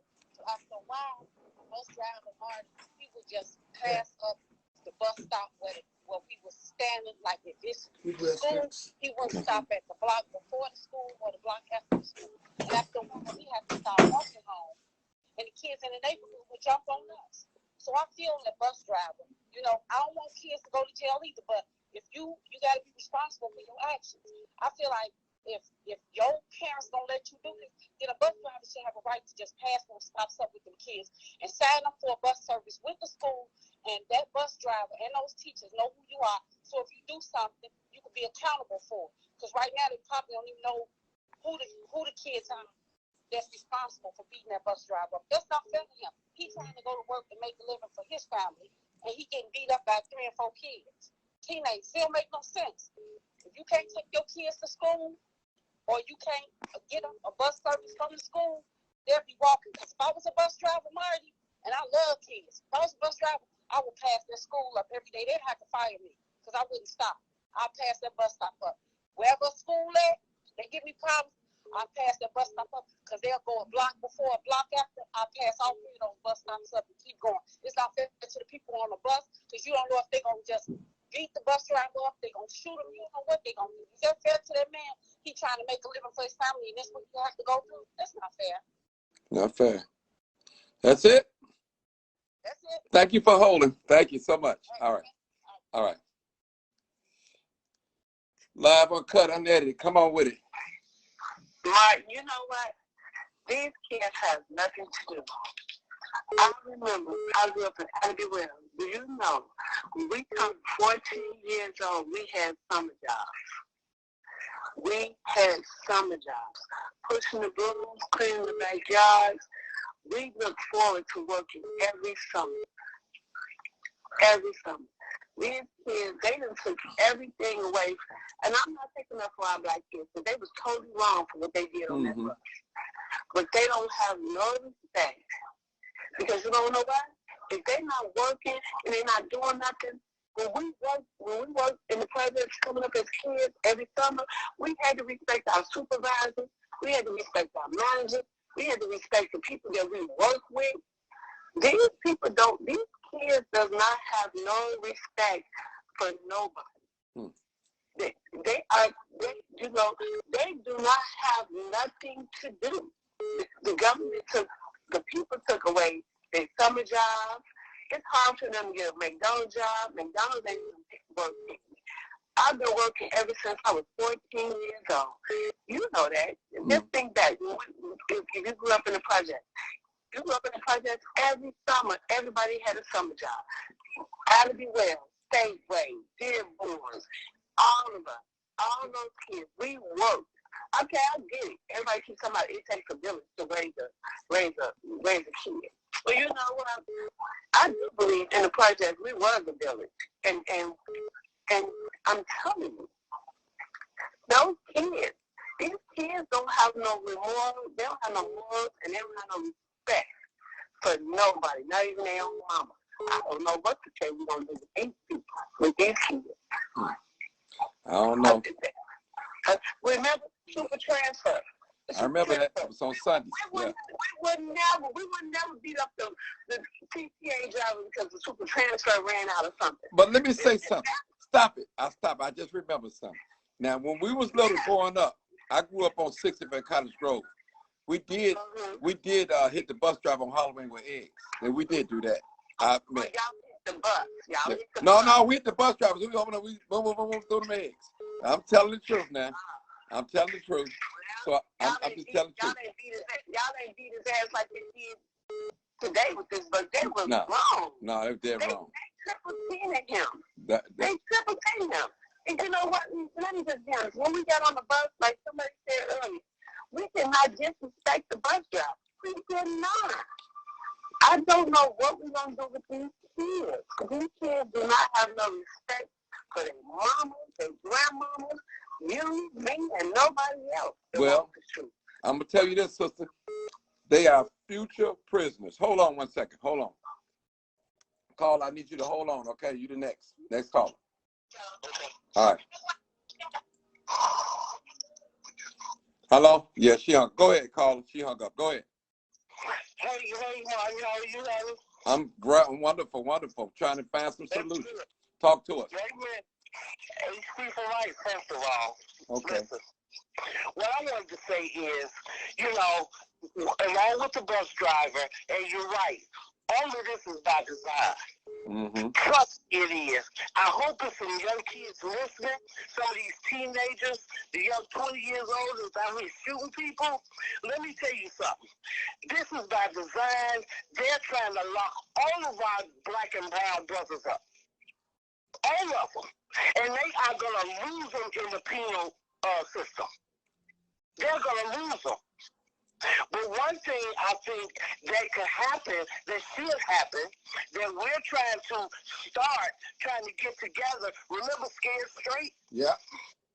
Okay, we're trying to talk to some people that you know that we both have in common, and we're trying to get some together where we can get the permission to take some young kids, not the ones that want to go. We want the ones that don't want to go. Down to Pygmyville, Stateville, and let some of these lifers talk to them. And let some of these guys have been locked. My son been locked up, got 77 years for one count armed robbery. They are trying to lose us in this.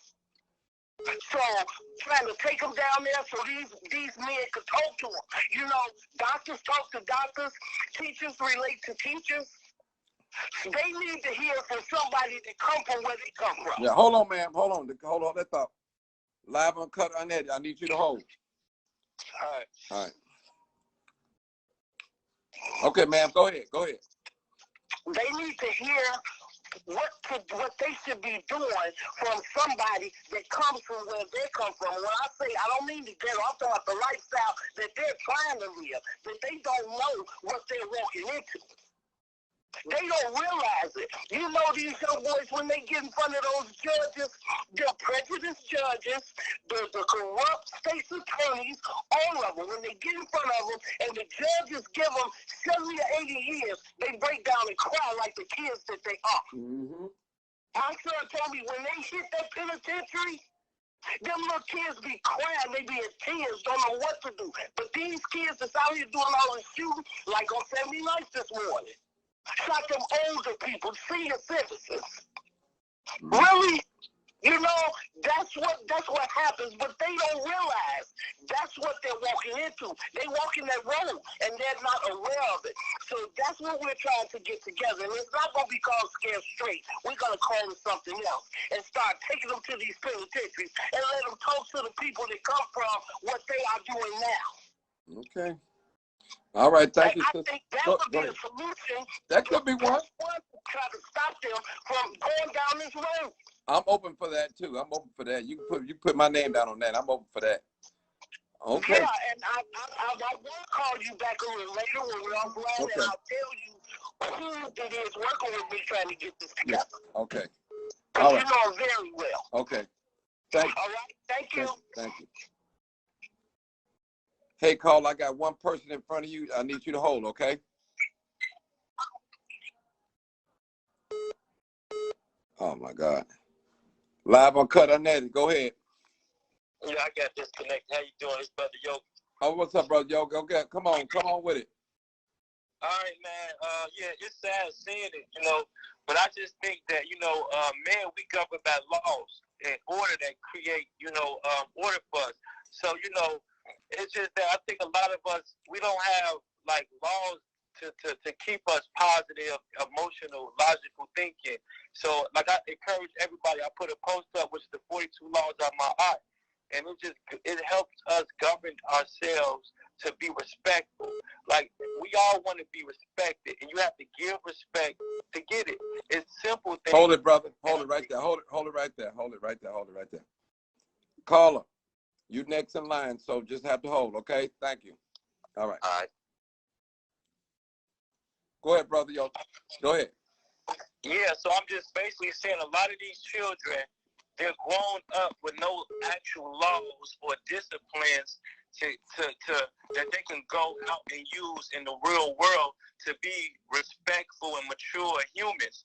Because a lot of these school systems don't teach them that, and so they grow up being more animal-like. But listen, brother, hold on. Why are we waiting on the schools to teach our children stuff that we're supposed to teach them? We don't need the public schools. They're not designed to make you respectful young men to your and women to your. But I'm just going by what you just said. I'm just going by what you just said. The schools are. No, but no, correct. I'm just trying to point out. Oh, okay. Our culture is we homeschool our children. The woman and the man is the first teachers of the child because they got your DNA. So if your children are a reflection of you, so if you out working all the time and you are not disciplining your children because you got to make money, will the TV, the society that you don't want to discipline them will because you're not doing it. So if you're not doing it, someone else going to do it. That goes back to our marriage customs. We are monogamous, polygamy, and many more. So at the end of the day, we got to put our ego aside to figure out how can we come together to raise these children. And we can't put working for these corporations, number one. We can find a way to survive without all the material things we don't need. We overconsume, and so we got to work harder to pay for things that don't make us feel good, that don't make us civilized, that don't make us respect each other. We don't need all the extra things we get. We do it. We just need to keep it basic and simple. We need to, like I say, we need to start eating natural foods because we got the highest melanin. So if you got the highest melanin, you black, you got to eat natural foods. You can't eat junk food like white people and all that. You got to eat natural foods and make you more respectful and make you feel good. And we got to put family building before everything. We got to start growing our own food because anything you grow that comes from the earth is going to make you more civilized. Anything that you eat that you can't put in the ground and it can't grow, it ain't for you. It's a drug. It's gonna make you see what you see in the day with these children. They disrespectful because they never had real food, real love. It starts with us. And we got to figure out how to share these ideas and just come together and be real respectful and have some laws that govern us to be emotional to each other and be logical and share ideas. We got to figure it out. We got to come together, bro. Okay. Ain't no other way. Okay, Ain't brother. no other way. I'm going to take the next call because you keep going in circle. I'm going to take the next call. Okay. All right. Caller. You've been trying to call. You didn't call me 30 times. Are you going to talk now?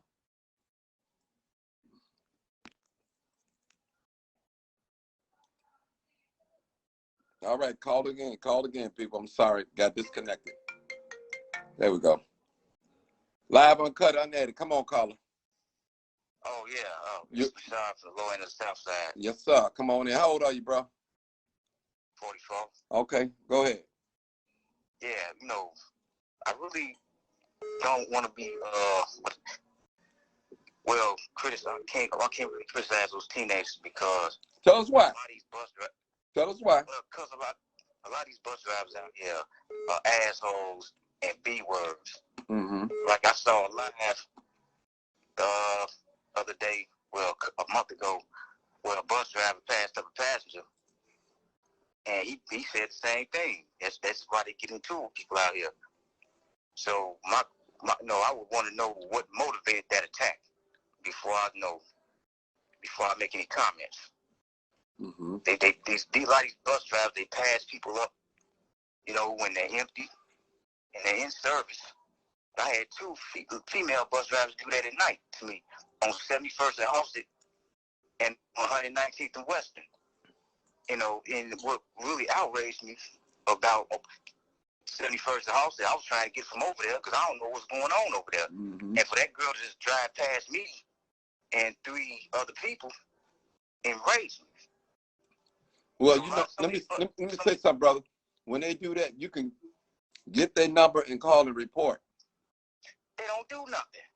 When you make the report, they'll even tell you why they did that. They just take that report and just call back and ask for information.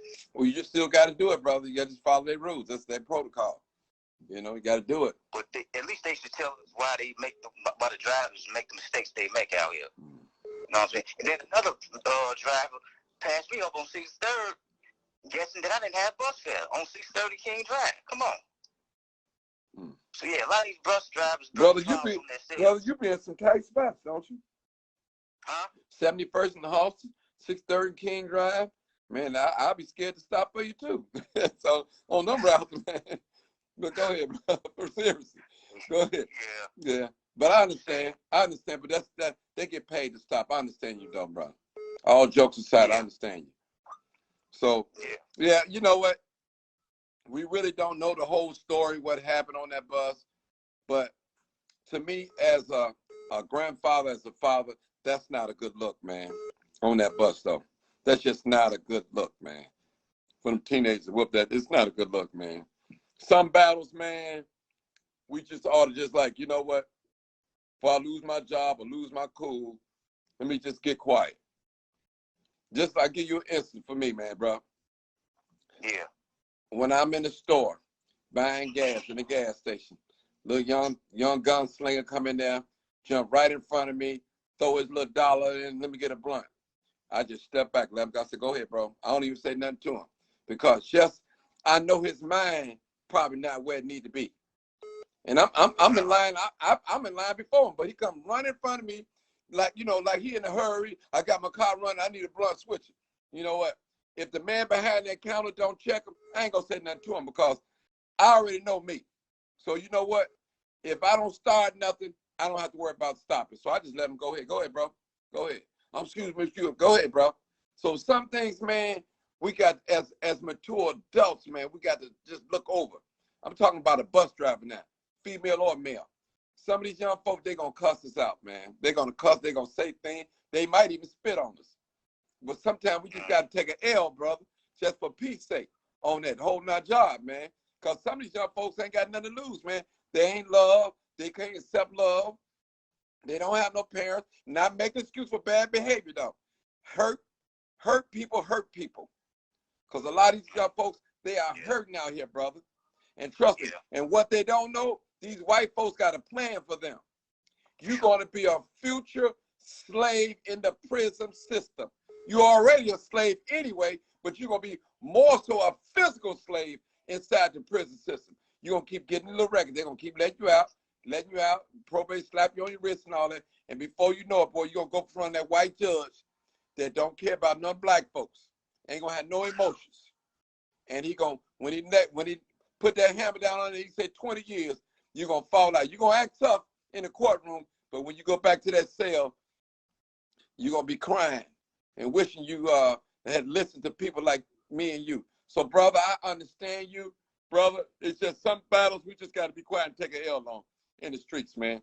I tell, as being a crime chaser, I tell people, when people cut you off in the car, just don't blow your horn. Don't put your hazard lights on. I mean, now your bright lights. Another thing they do, don't even look at them. Just let them go on. When I see them little young gunslingers coming down there with them Dodge Challengers and them cars riding 100 miles, 40 miles an hour down a one-way street, I get out their way, brother. I get out their way. I pull right on over, let them go on. Because I don't want no problems, brother. Because you know most time they pack it. And I'm not afraid of what they're about to do to me. I'm afraid of what I might do to them. And it would hurt me to have to do something to another black man, especially a young brother, you know, because I know my mind is mature and his is somewhere else on some drugs or something, on drugs, not thinking straight. Go ahead, bro. I'm let you talk. I'm sorry. Go ahead. I was in my mood. You know what bus route that was? No, I don't know exactly what bus route that was. I don't know. Some of the bus drivers got on here, they knew. I don't know exactly. I don't have all the information. I can't even tell you what happened, man. That's all I got, that little snippet. So I can't tell you what happened. I hated it happen, man. It's not a good look, man. It's not a good look.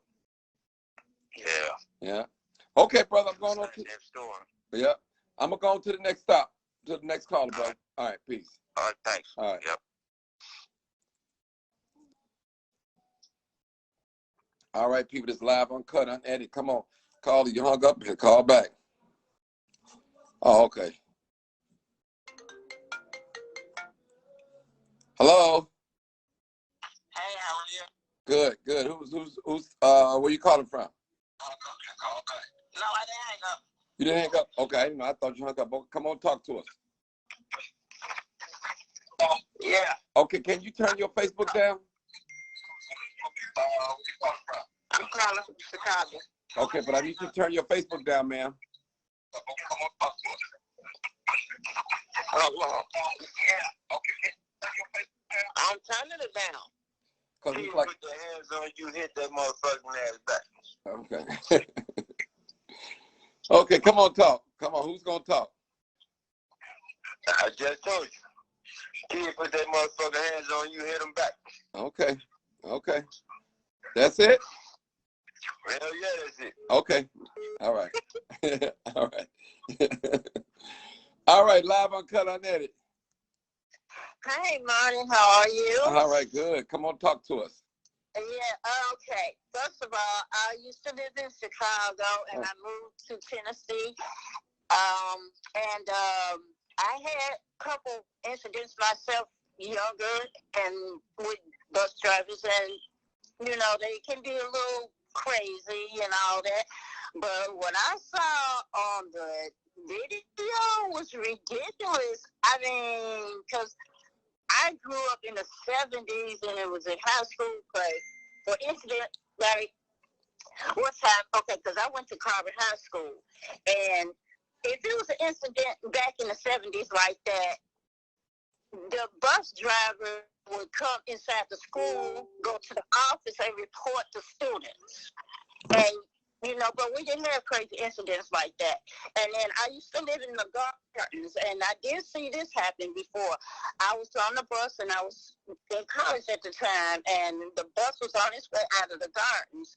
And this guy got on the bus with a machete and cut the bus driver. Ooh. We weren't even at the gardens yet. And there was no way you would call the police or anything. So, you know, because, you know, back then, no cell phones. But the stuff that's going on now is just crazy, you know. And the parents, it's, you know, it can go both ways. The parents can get on the bus acting crazy with the drivers, because I've seen that too. And kids, and even the little bitty kids, grammar school, I'm like saying all kinds of stuff. And it's just ridiculous, you know. So I don't know what the society is doing these days, but it got to come to an end some kind of way. Well, you have any solutions that you can recommend that we?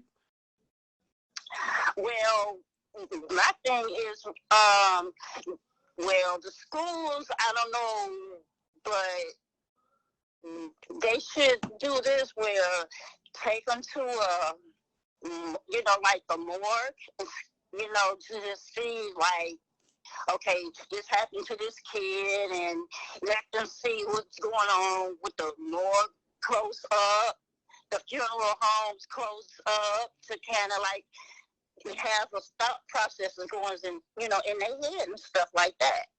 Okay. Yeah, but it's, I'm like, I don't know. It's just because, like one time I was on the L. Come on, I gotta close it out now. Come on with it, because I got people come.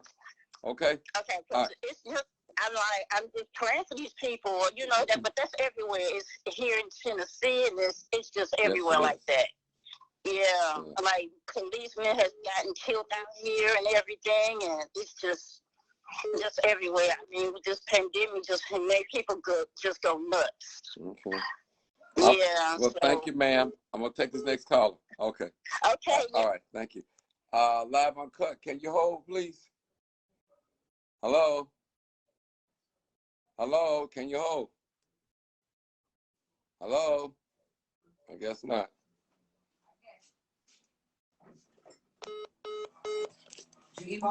Yeah, it's good. I was.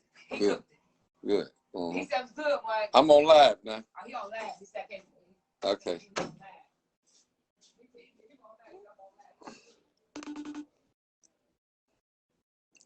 All right, people. This live uncut unedited.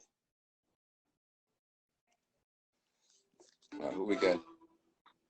Hello? Hey, go ahead. This is a crime chaser. I wasn't expecting this way. I know you wouldn't expect this way. You don't know all my moves.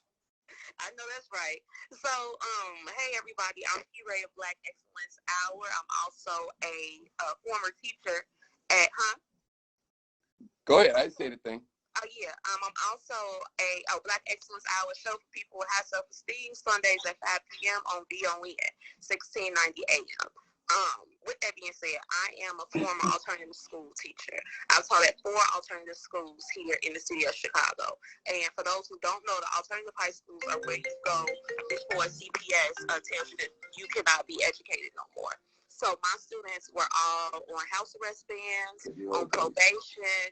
A lot of people was going there to keep their Section 8. People go there to keep their TANFs coming. So it's a very, what people would say, at-risk, dysfunctional environment. So I'm saying this with my background.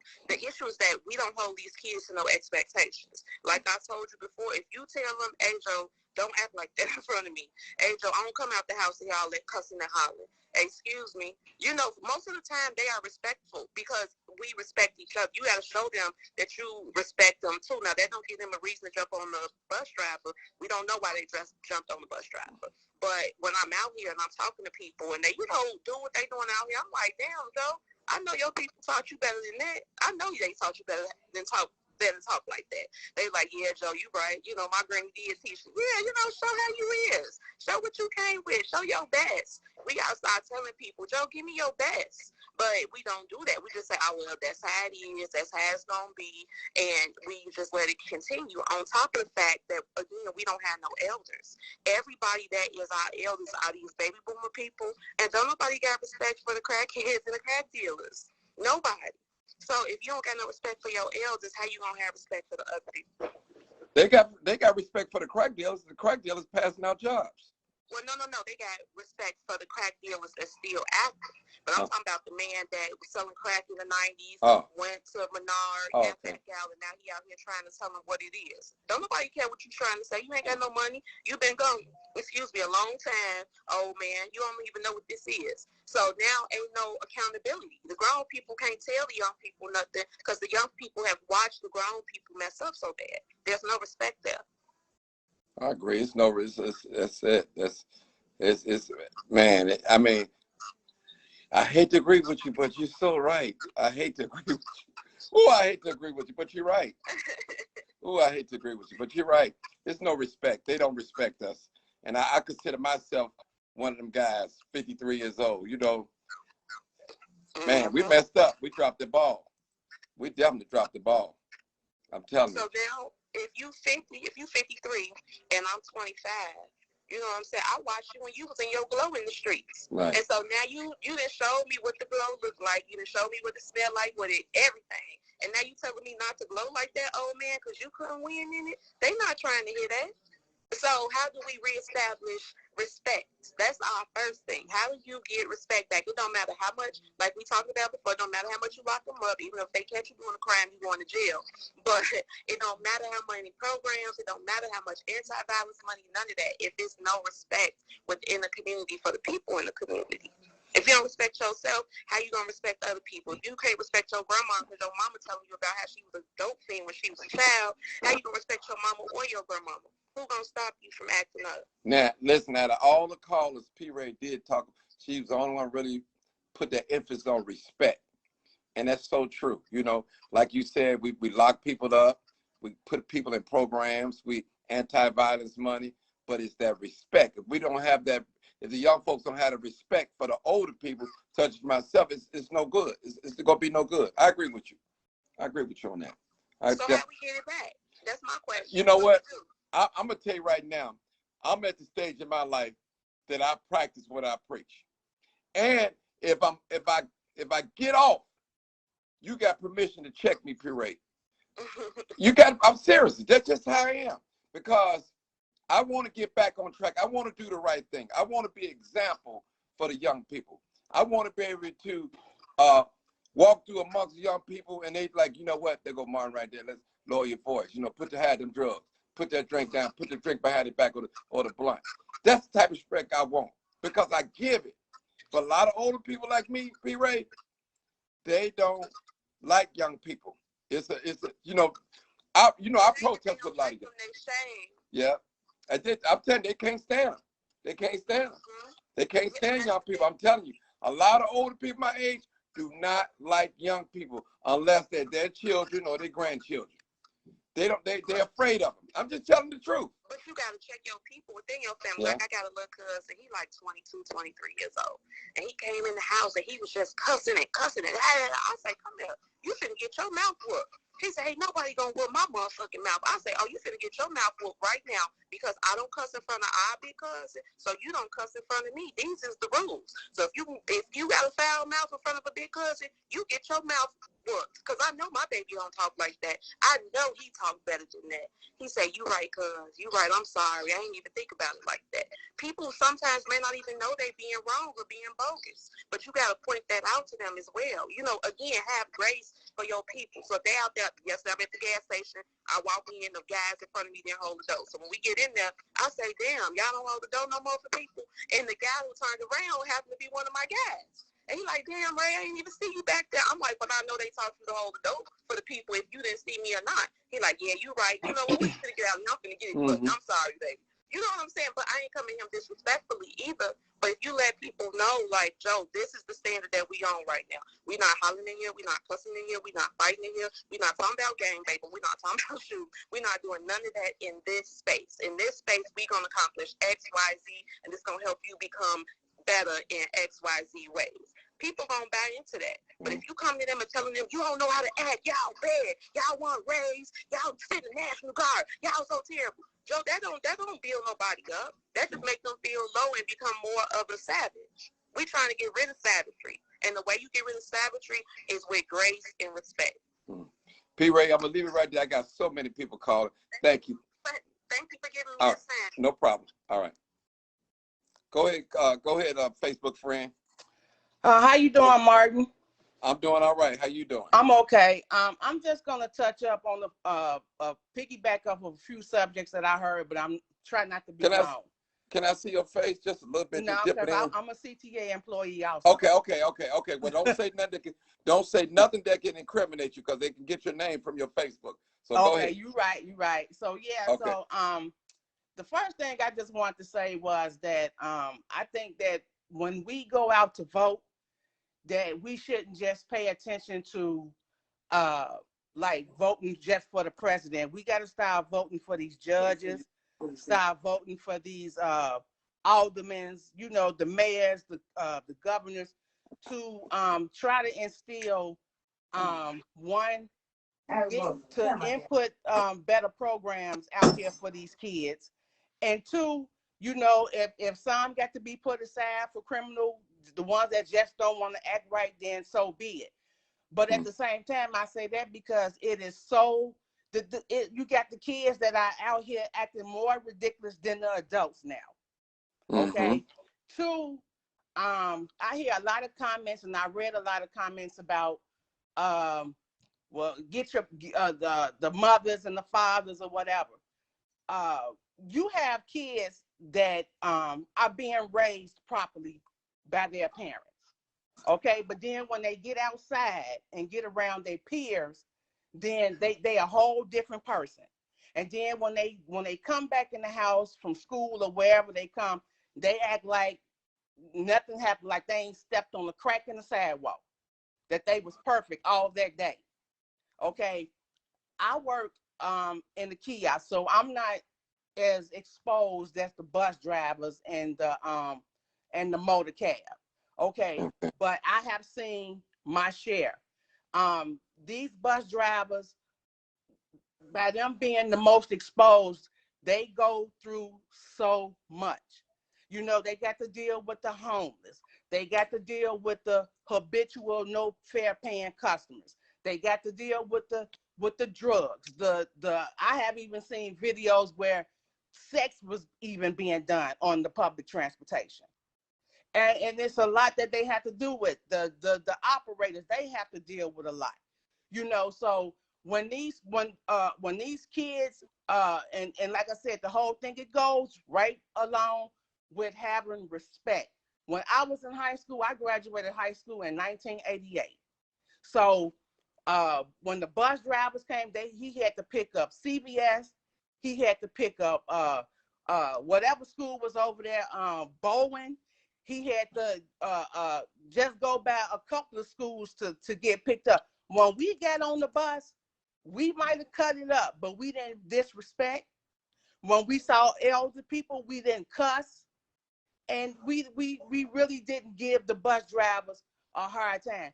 These kids out here, is a hot mess. And I have almost ran into a couple of incidents where I had to let one know. My uniform just let you know I got a job.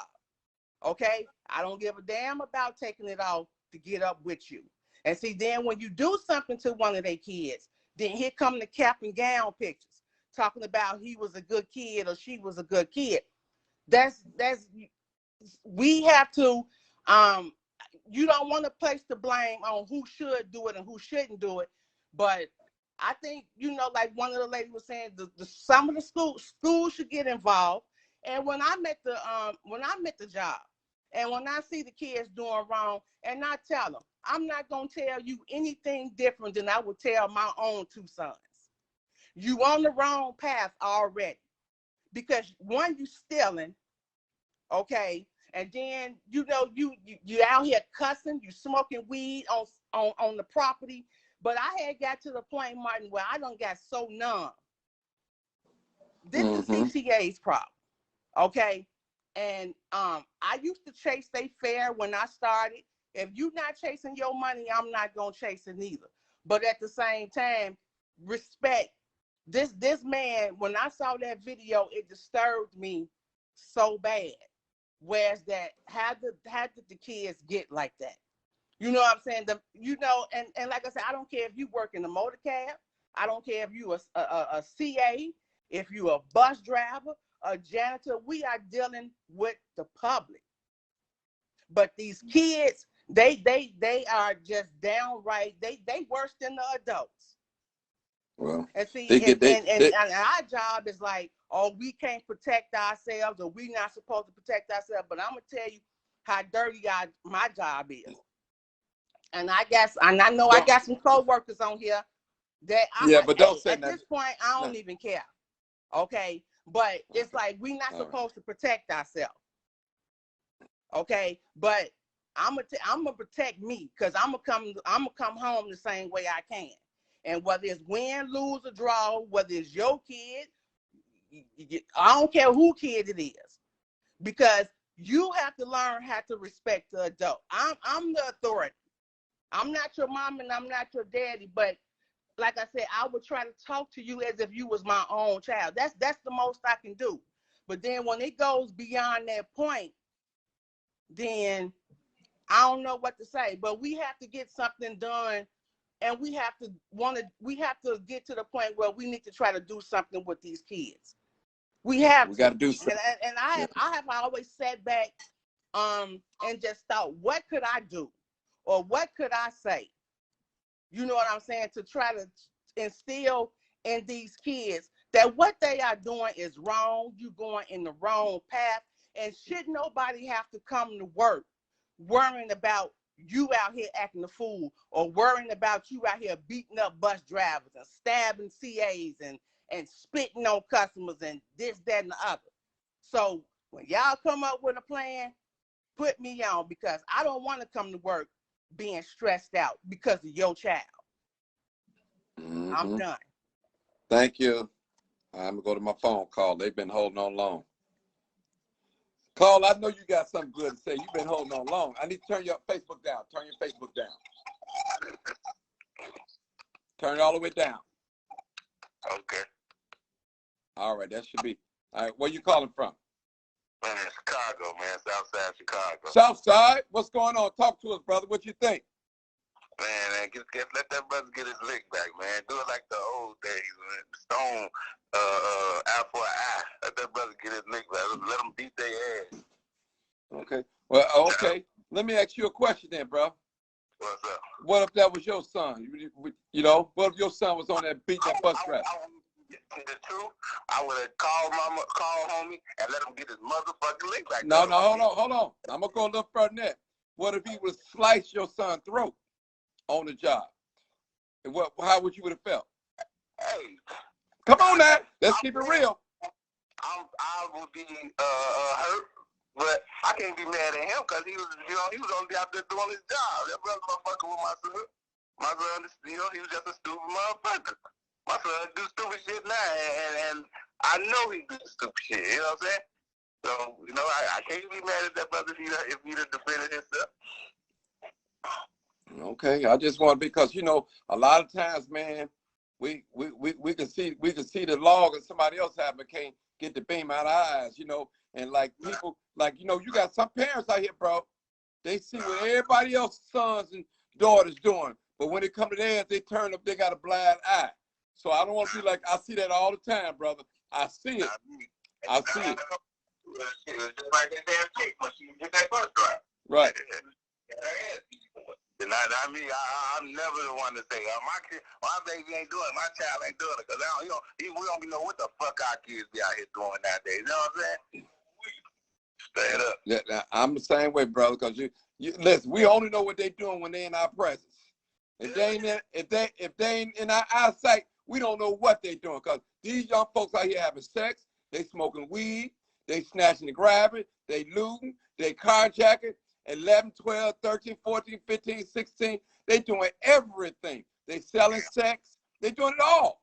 They doing it all. I was out doing it all day, and I know Mom G, she cried. I mean, she was ready to fight the world, fight the law, everything against me, you know what I'm saying?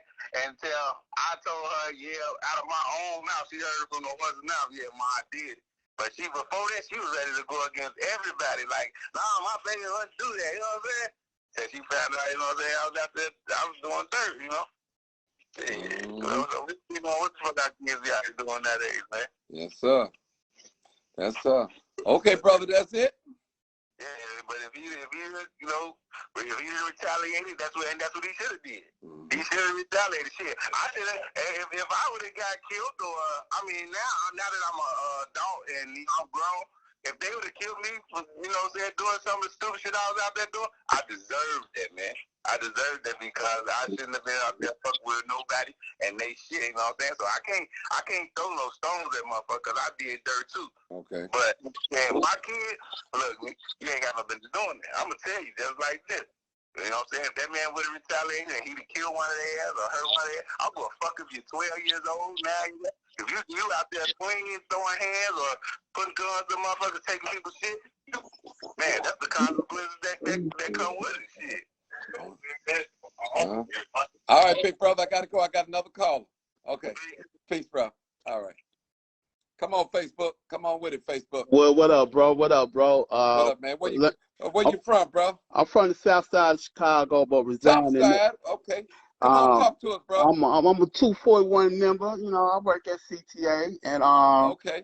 Well, don't put your face in there. You ain't got to do that, but go ahead. Whatever. Yeah. And I ain't scared to show my face. Look. Okay. I ain't scared to show my face. But you know, these situations, they're common, and it shouldn't be common. You know what I mean? Right. And this is an everyday struggle whether we up north, whether we out west, whether we out south. It's happening all through the system. You know what I mean? And we need that protection. They say we protected, but we're really not protected. You know what I mean?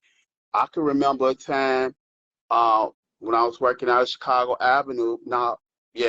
And Marsha got out of school early, and they ended up jumping one of my guys I went to high school with on the bus, a bus driver. So of course, you know, I'm gonna get down with my guy because I know how we was in high school together. But at the same time, that's my coworker. So I'm gonna get them off my coworker. And these teenagers, and then when we went to court, the mom, oh, he's not like that. No, know what your kid is doing. You know what I mean? And then you got some of these parents that's ignorant just like their kids, and the kids just go right along with it. Well, you ain't gonna do nothing 'cause my mom gonna come up here or my daddy gonna come up here. You know what I mean? It's that crab in the bucket mentality, and it gotta stop. You know. So let me ask you a question, brother. What do you think that we can do, or we could come up with outside of jail that we can punish these people? I'm talking about teenagers. I ain't talking about grown-ups. Right. On these bus, these behaviors, what they doing to these bus drivers, you guys, and what can we do? I mean, what is it? The first thing we have to talk to our state legislators that make these laws. So, you know, most kids, if they under 16, if they under 17, they're not charged as an adult. It's like a slap on the wrist. So somehow do a boot camp thing with them. You know, make them go through a boot camp similar, you know. put them in some type of program when this happened, and they can't, charge with a felony. Then once you finish your boot camp, maybe bring it down to a misdemeanor, just like how supervision work or probation work. But make them do something to see what's going on, because we out here eating. We want to come. The way I go to work is the way I want to come back home, and that's not happening. Some of the, we don't have operators shot. We don't have CA stabbed. You know what I'm saying? It's crazy out here now. I've been at CTA 18 years now. And I'm just like, oh my God, So now, since I'm at the, we call my garage the country club, I go to work at 3 a.m. in the morning, get off at 12, so I don't have to deal with that stuff. And it's a shame that I have to do that. And and it's getting bad. It's getting worse and worse. Even like going down Central Avenue with the shootouts, they running up on the bus, shooting on the bus. I don't want to do that. You know what I'm saying? And that's really all I gotta say. Somehow, we have to get the state legislators to try to come up with laws that's gonna protect the bus drivers. Okay, I'm with that. All right, brother. Peace out. All right. All right. All right. Let me get my caller right here.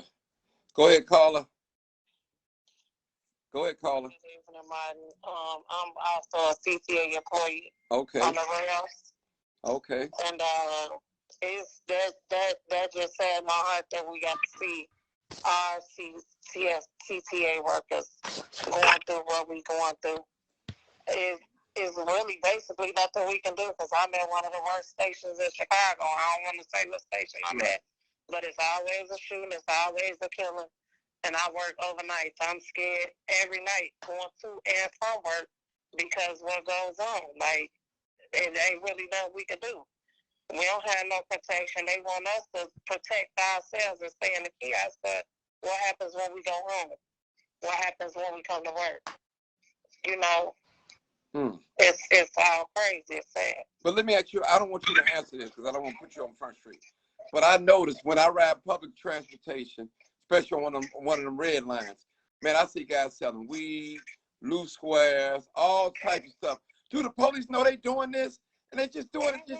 I don't understand this. You know what I'm saying? They standing out there. I don't understand it. I mean, I don't want nobody running up to me, loud. Nuh-uh, bro. No, this ain't that. You don't know who I am. No. We get cursed out because we can't, we tell them y'all gotta pay. They curse us out if we tell them they gotta pay. They curse us out if we tell them you can't get on for free. They curse us out, period. Like, it ain't no respect. These teenagers, these young adults nowadays don't have no respect, period, at all for their elders. But y'all, I'm finna put something out in the air. J-Mo, you on here, but give me a minute. I'm gonna say something. Ever since that George Floyd, that looting that took place in the city of Chicago, man, with all them young people, I filmed it on 87th Street. I have seen a change in the young people. Ever since then, young people was terrible in a lot of things. But since that day of that George Floyd looting, it's like they don't have they take off from the police. They do everything in front of the police. They shooting people on live. They make a song, even more songs saying what they done, their crime. So it's terrible. It's terrible, terrible, terrible. Anything else, sister? That's it. Okay, thank you. Thank you so much. Thank you. Be safe. Go ahead, Mr. Great Machine. Go ahead. Marty. Woo! What's going on, man? This is a good topic, but we got to be serious here. We have to put accountability on many different people, many different groups of people in this problem. The reason why we are here is for a variety of different reasons. And if we don't pay attention to all of those different reasons and we just say prosecute, just like you talked about police, we're just going to have this all over again. So all the way from systemic problems, all the way from how our family structures is broken up. I guarantee you them kids that was on that bus don't have either a mother or a father or both. And when I say both, even if they have one parent, that parent is working so much. So they don't have either. So just like my kids, if you tell my kids, Martin, you know, if you tell my kids, I'm gonna tell your daddy what my kids gonna automatically, you get what I'm saying, get themselves together, right? It's because through all of these years of systemic oppression, and now we have 70+% of single mother households. They are working low wages, trying to provide for these kids. Fathers have been removed from the home. Now we are sitting here in a situation where these kids can't, they don't respect authority because they don't even have any parents that care about them enough to instill what they need to instill in them. See, they don't have nothing to lose. You got what I'm saying? They don't have nothing to lose. They can go to jail, do X, Y, and Z. What are they losing, Marty?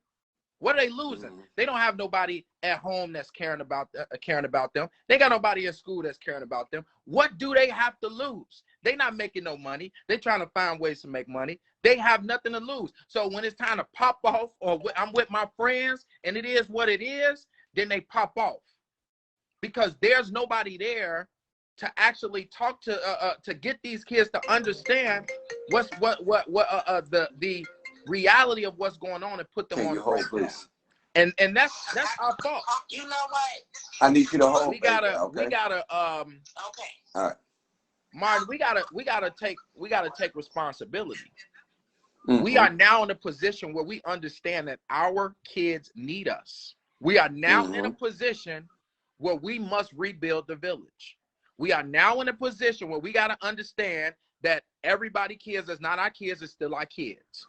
We are now in a position where we got to understand we need more entrepreneurs that have flexibility so that they can start helping to rebuild communities, create jobs, have time to spend with kids, have time to volunteer, have time to go up to their school and say, what are y'all doing? If we don't rebuild the village, Martin, and start to get in a position where we can really tackle what these young people are going through, then we just continuing to do an injustice to them and the next generation, because the next generation gonna be the same way. They're gonna be worse. Understand, if the next generation keeps going through the same problems, they get worse and worse. This ain't getting better, Martin. This is just like y'all said, this is the worst generation. Y'all, they doing everything, running from the police. They have nothing to lose. They have nobody there. So we have to, number one, which is why I talk about, you know, and I push home ownership so much, right? Because if you own a home, you have less expenses. You get what I'm saying? You could build a family, you could build generational wealth. I talk about home ownership. I talk about entrepreneurship. It starts with the economics so that we can be in a position that we can spend time with my kids. Spend time with our kids. When I looked at my mother and father work jobs for 20, 30 years, I said I could not do that because I didn't have my mom and dad to spend time with me. I wasn't laying in the bed with my mom was working all day. You get what I'm saying? We have to start to make sure that these kids have somebody, whether in that household or in that school or a mentor, etc. Because if not, these kids gonna pop off like they ain't got nothing to lose, and we're gonna be sitting here like, oh, lock them up, put them in this program. We gotta, they can't be stopped. And we acting scared of the kids that we created. We created these kids, Martin. They came out of that broken household without parents. They went into a school that didn't care about them. They went into the streets that didn't care about them. And then when they pop off, now we out here saying, what happened to these kids? Ain't nobody trained them. They sponges. Kids are sponges. Ain't nobody been there to tell them nothing. Ain't nobody been there to say, hey, I love you. What are you going through? Let me hear about, let me express yourself to me. What is wrong with you? Ain't nobody there to ask these kids what's wrong with them. So they build up all that anger and all that trauma and all that. I want my mama, I want my daddy, and my mama and my daddy not here. Nobody care about me. And they go with their other brothers in the streets, and they gonna take that anger out in the streets. And we want to act like it ain't our fault. We gotta stop that, Martin. This is our fault. I just want to say something, J-Ma. I'm gonna let you talk. what I've noticed, me being a grandfather, you know, you're a young parent, young father. Mhm. I noticed I see a lot of parents, they give their children trinkets, like, you know, cell phones, Yeah. iPads and stuff Mhm. like that. Go on in the room. Go in the room. Right. You know, keep them quiet. I've seen young ladies men too, just get their little son's phone and they be quiet. Yep. But sometimes we got to put these things down You and got to. interact. We have to, people. We have to. When I grew up, J-Mal, my father died. I was in my 40s. My father never told me that he loved me. But guess what? My father was there. Right. But he never told me out his mouth that he loved me. Right. And I asked him that when he was on his dying bed. I said, Pops, I said, why you ain't never tell me you love me? He just did like this. He didn't know how to express it. But Right. I made a vow to myself, J-Mal, that I will always tell my children, even those that are grown, I tell them I love. We're making a practice to tell each other that. You have to. So You that's have what to. I'm saying. And this is a key for the phones, Martin. Grab the family link. They got something that's called Family Link, Google Family Link.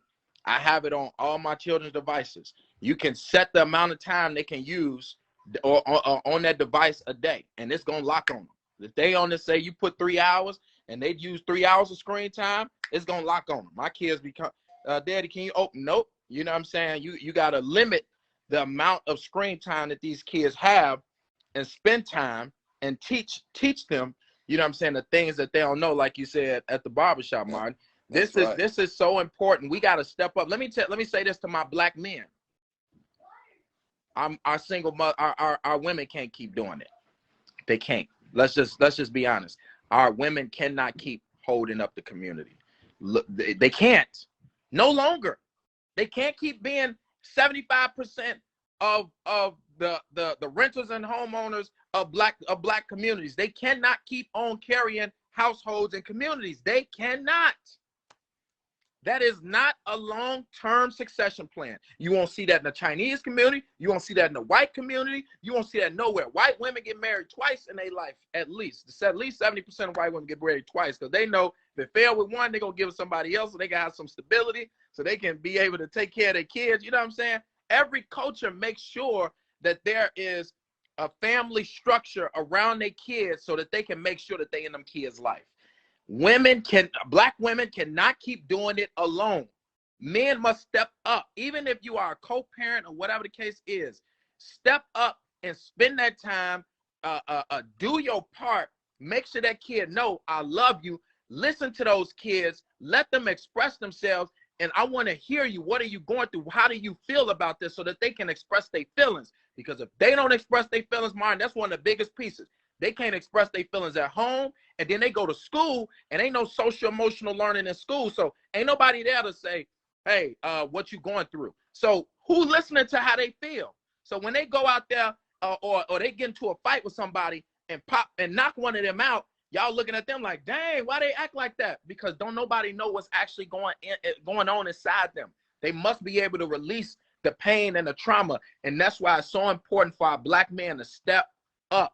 I swear to you, Martin, I'm telling you, this is why in my mortgage program, I'm gonna leave you with this. In the mortgage program, we did over $4 million over the last few months in approvals, right? One person was a man, just one. We had to create a tailored program to go towards men in the inner cities to say, hey, listen up. This is important. Family structure is important. Home ownership is important so you can build a family. Listen up. Stop allowing black women to do everything. They can't do it. My mama had to do a whole household. She was a single mother. She had to carry that household by herself. That means that the lights gonna be off sometime. That means the gas gonna be off sometime. That means that we ain't gonna have no food in the refrigerator. Y'all know how it is when a woman is doing it by herself. Y'all know it.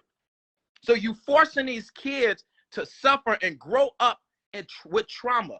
I had to grow up with trauma that my mama wasn't there all the time because she was working so much.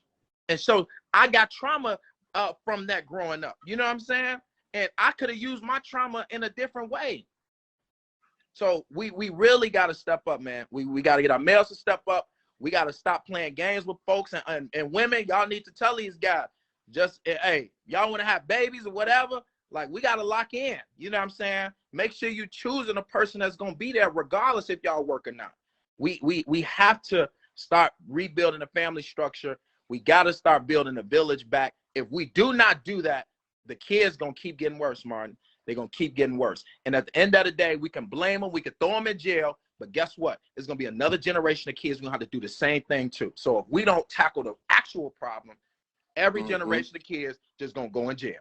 Just going to go in jail. And it's our fault that they going to jail. It's our fault. We got to take accountability for that. All right, old man. All right, Martin. I didn't mean to take over your show or nothing. All right. You always do it. You always take over food. I'm used to it. All right. All right, Doc. All right. All right, later. All right, Chris, I'm going to bring you in, Chris. And I got a caller. I'm going to let the caller go before Chris. Okay, caller, I'm ready for you. Okay. Morning, Mark. What's up, man? Where's the money at? Okay, hold on. The PTA has a budget. Hold on. I need you to turn your little Facebook down. Then I'm going to let you talk. Just turn your little Facebook down so I have no echo. Okay, go ahead. Follow the money. Where's the money? The CTA gets money for security detail. They also get money for sanitation. Homeless people should not be sleeping and using the CTA as a place or a warming center. Other people have to get on those trains as well.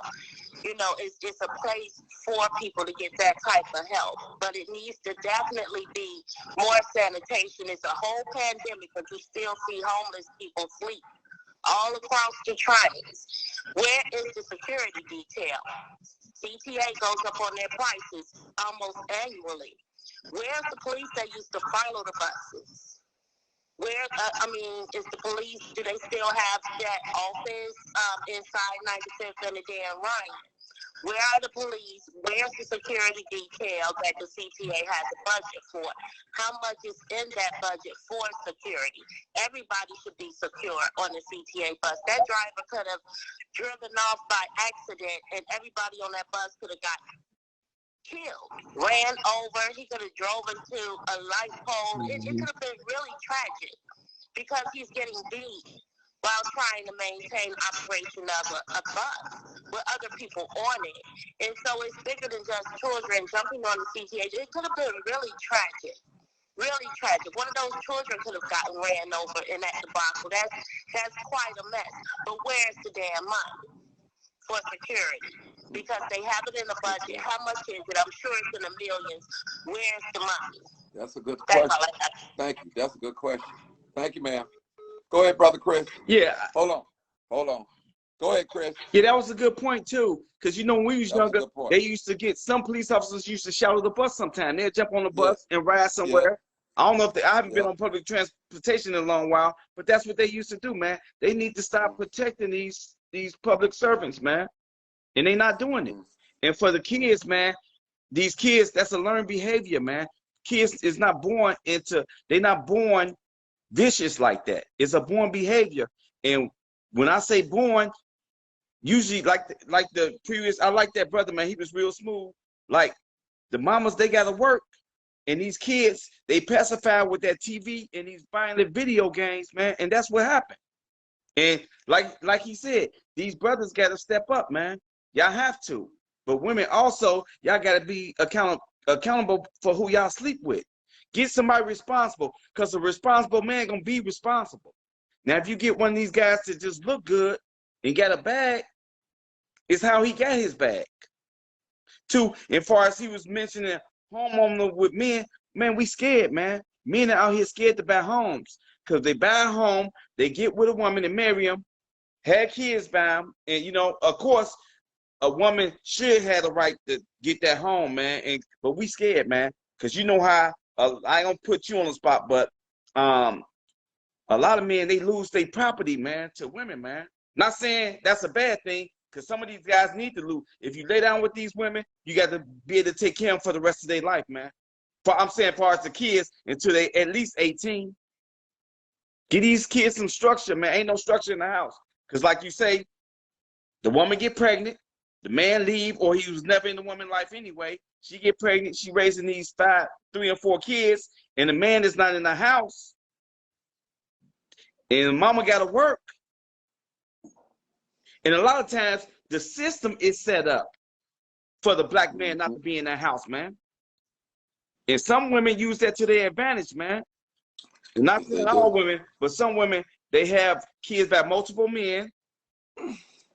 And the system, like, okay, we'll give you housing vouchers, Section 8, we'll do this, but that man can't live in that house. It's set up for that, man. You know, because back in the day, man, like the father's supposed to work, the mama's supposed to take care of the house. But they did away with that, man.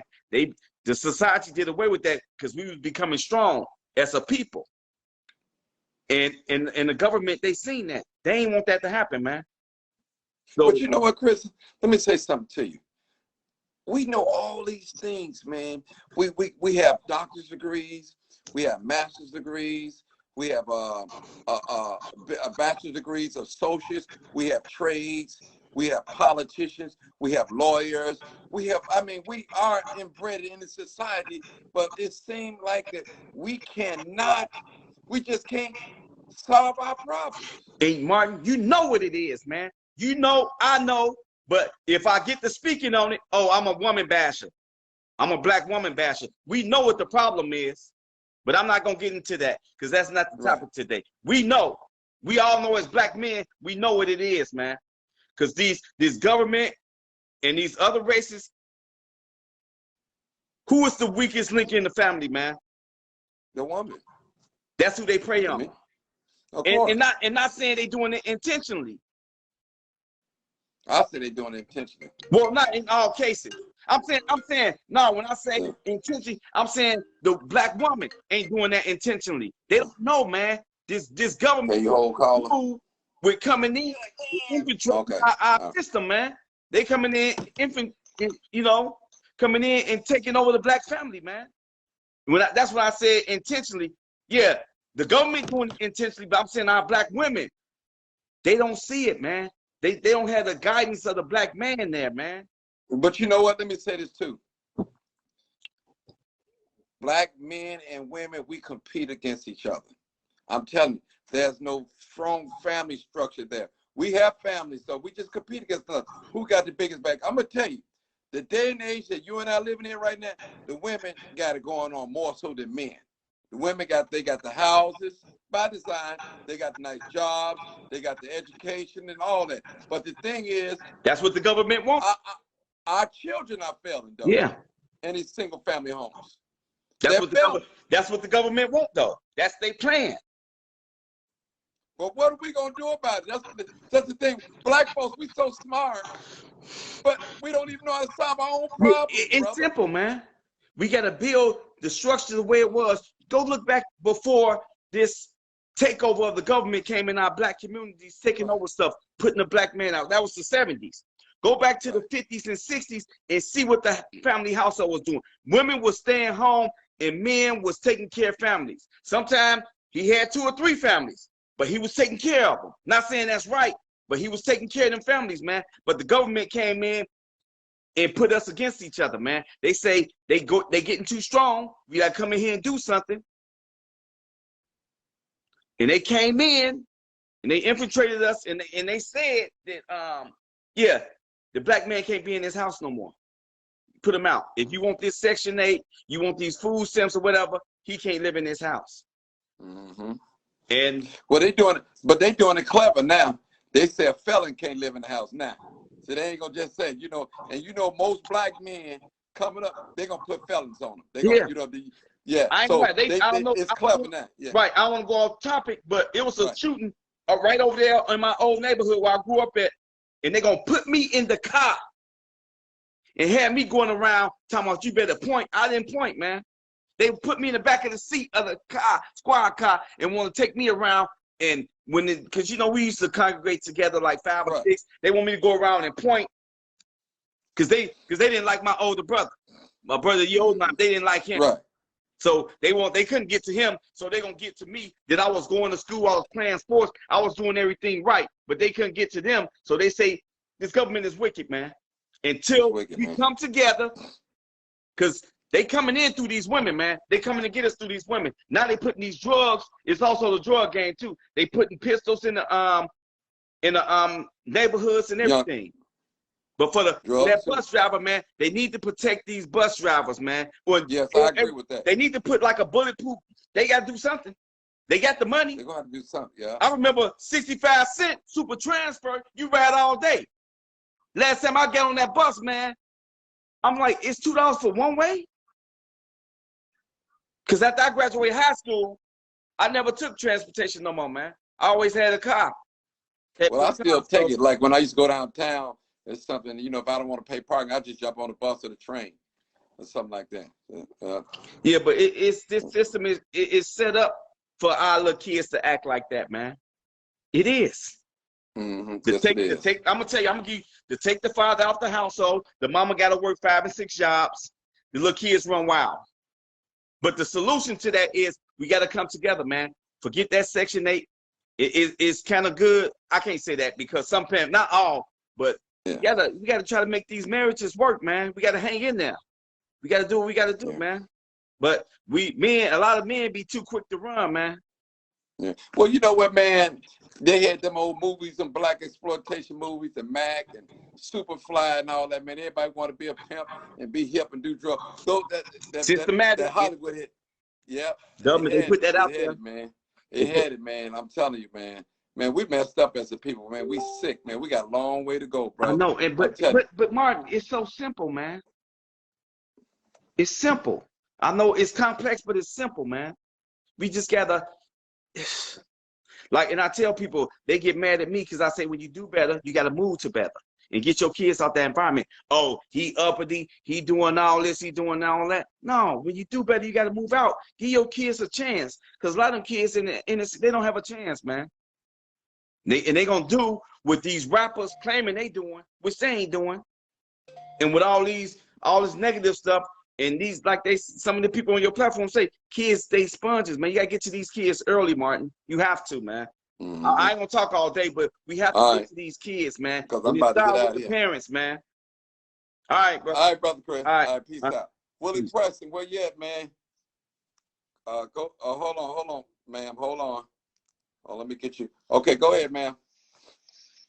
And so, do you remember back in the 90s, Martin, when they said they was going to have genocide and homicide and get all the black people from out of the city and have I remember that. Suburbs, I remember that. Yeah. And fuck up the water. Yeah, I remember that. You remember that? Yeah. And so we all had these different, variations of why it's going on. It's the woman, it's the man not being in the household.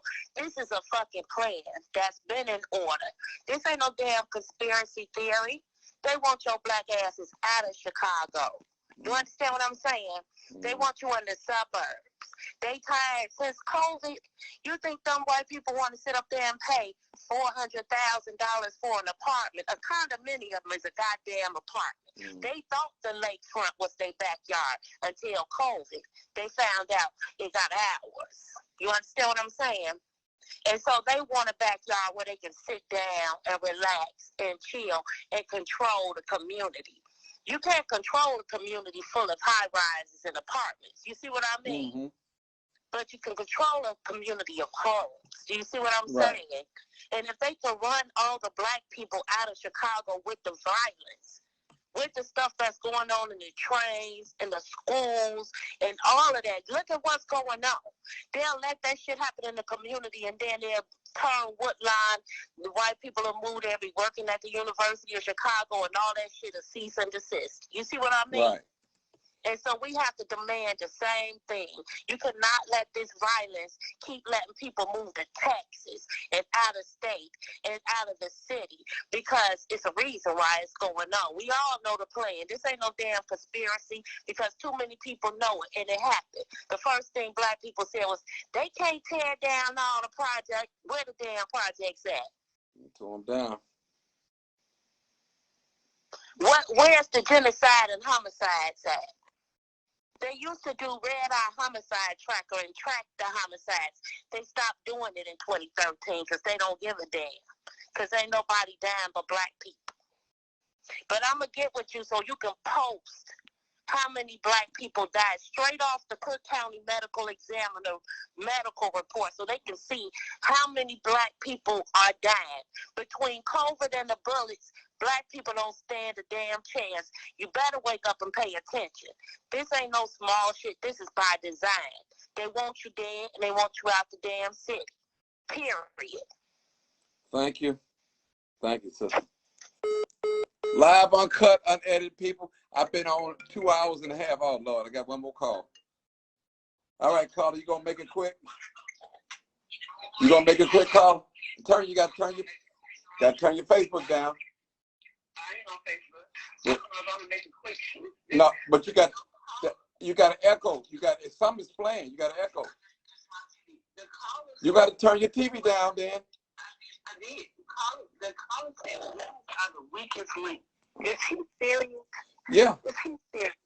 The women are the weakest. So I agree with him. I mean, how are we the weakest link? I feel like you guys are the weakest link. No, we're not. If men would stand up and be men, we would not have to do what we have to do as women. First of all, this hold on, sister. Hold on.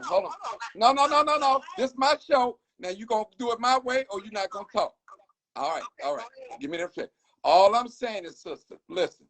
It's a system in play. That's all. It's a system, not made by black men. It's made by white men. It's a system in play to put you. Sister, you gonna let me talk? You gonna let me talk, sister?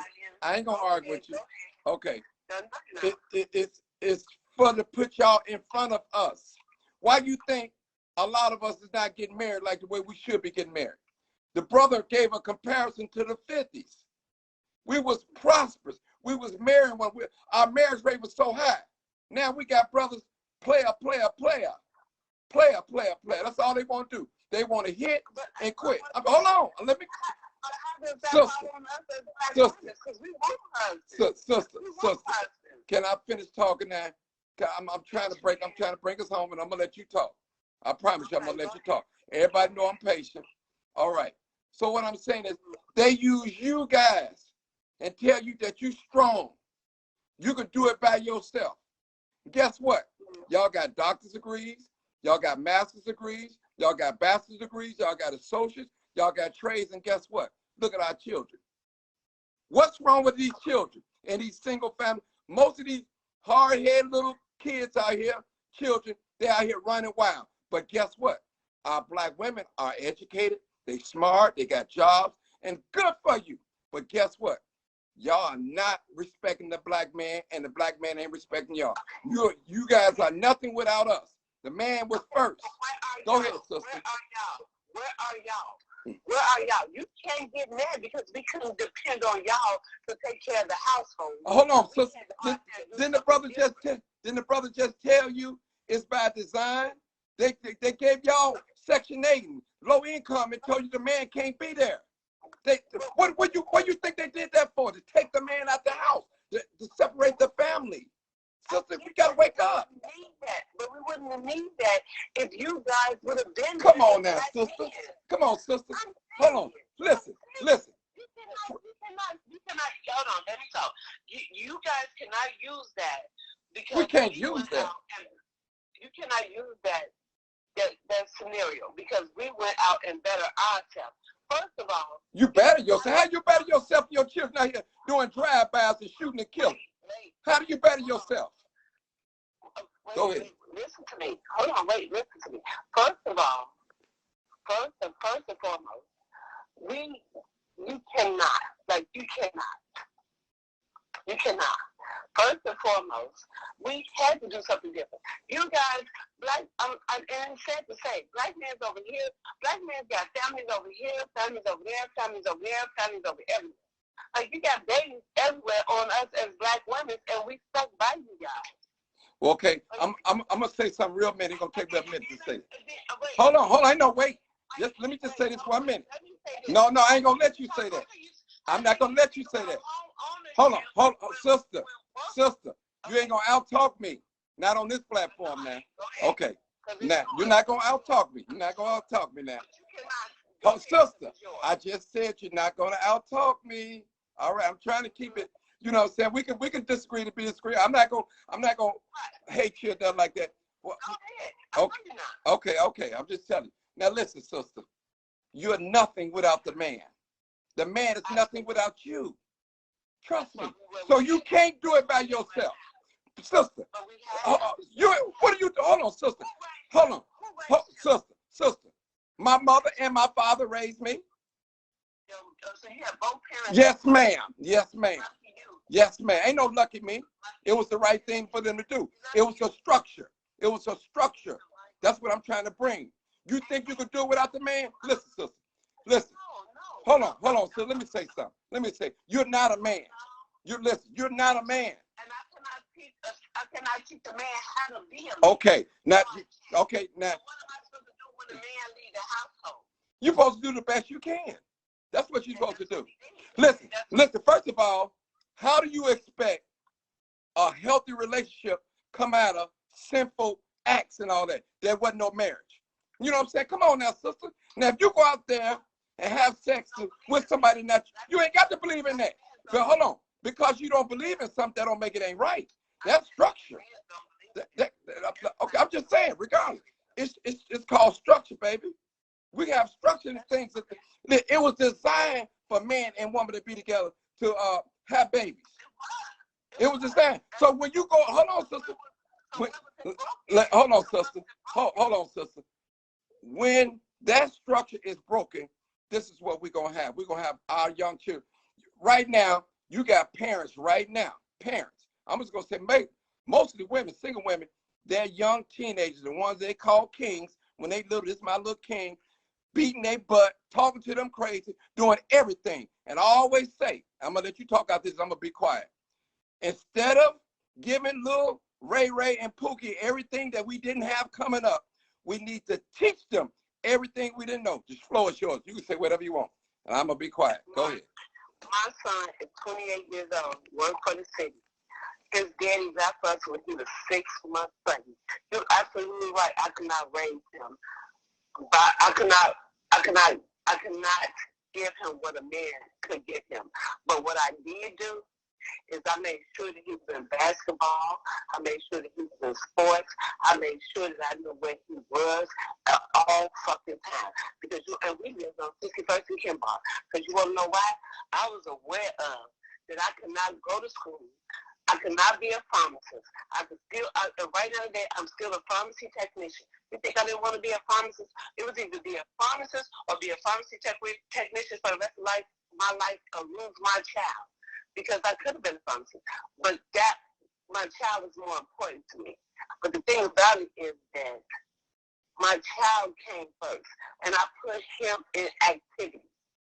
Right now today, he has his own place, work for the city, doing good, and right now today, he has to fight a bitter little girl just for his father's rights to see his daughter. Okay, is he married? You know what? Is he married? No, he's not. Okay, now listen, that's you breaking the structure then. See, the thing is, people, let me just say this.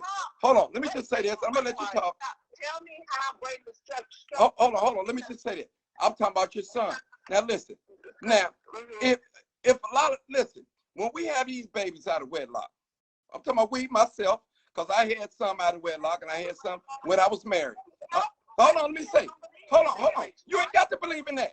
Because you don't believe in something that don't make it right. Now, if you jump up, gravity gonna bring you down. So listen, you ain't got to believe there's a God. But that don't make it, because you don't believe that there's a God, that ain't one now. Now, you ain't got, there's a lot of things you ain't got to believe. You ain't got to believe that I was raised by 2 parents. But that don't make it right, though. So I'm just saying. So, because, see, listen, your unbelief don't affect the truth. I tell people, see, we got to stop living a lie. When we do things wrong, when we operate, when we don't go in things in natural order, this is what we get. That's all I'm saying. You can't go out there and plant some seeds right now in the heart of winter time. You can't do it. It's an order for everything. That's a season, sister, what I'm telling you. How did you, listen, I made babies just out of lustful desire because I saw this little chick look good, and I put my penis up in it, and I didn't use no protection. That was wrong. I had fun. It felt good, but it was wrong. We can't talk at the same time now, baby. Now go ahead. I'm going to let you talk. Go ahead. You can't keep cutting me off now. But yeah, Go ahead.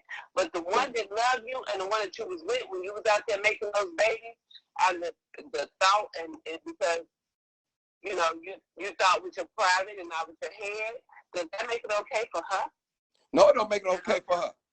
We both was hey, listen, we were 2 consent adults. And we know it's wrong is wrong. Listen, this platform, we tell the truth and shame the devil. You listen, I always tell, this is what I tell young folks.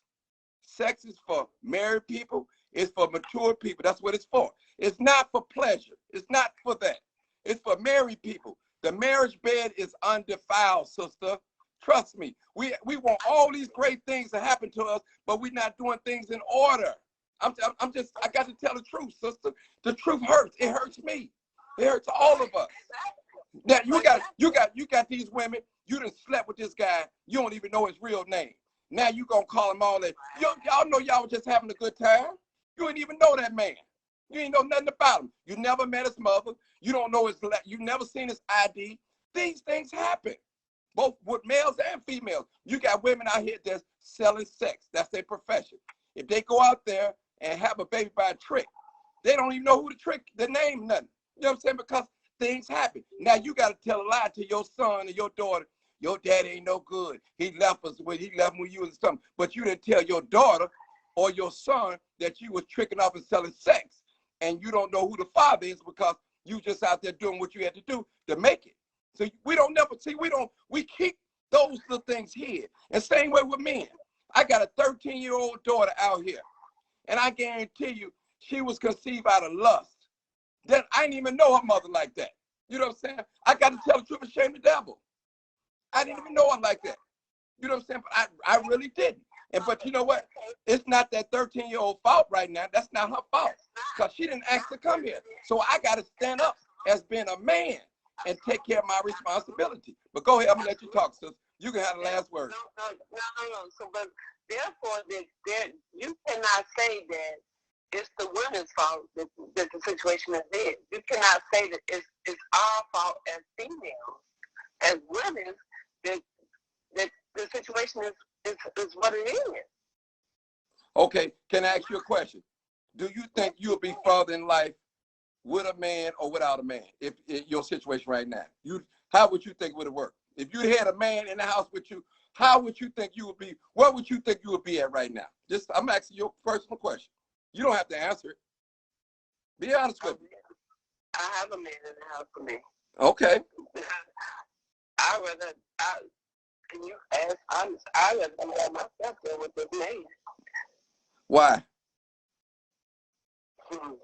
I'm asking why. Tell me how it's better. Now, is it that you attract the wrong person or you pick the wrong person? Is it never, because I've been with him for years. Okay. That's not the situation. A man is a man. Okay. You know what? And I'm wrong for saying that, but no, I'm not wrong for saying that. But like you just said, lust. We as women, we don't like we. Well, I don't know. I'm speaking for myself. I only have one child. I'm speaking for myself. If I don't, I'm not just laying down with any and everything.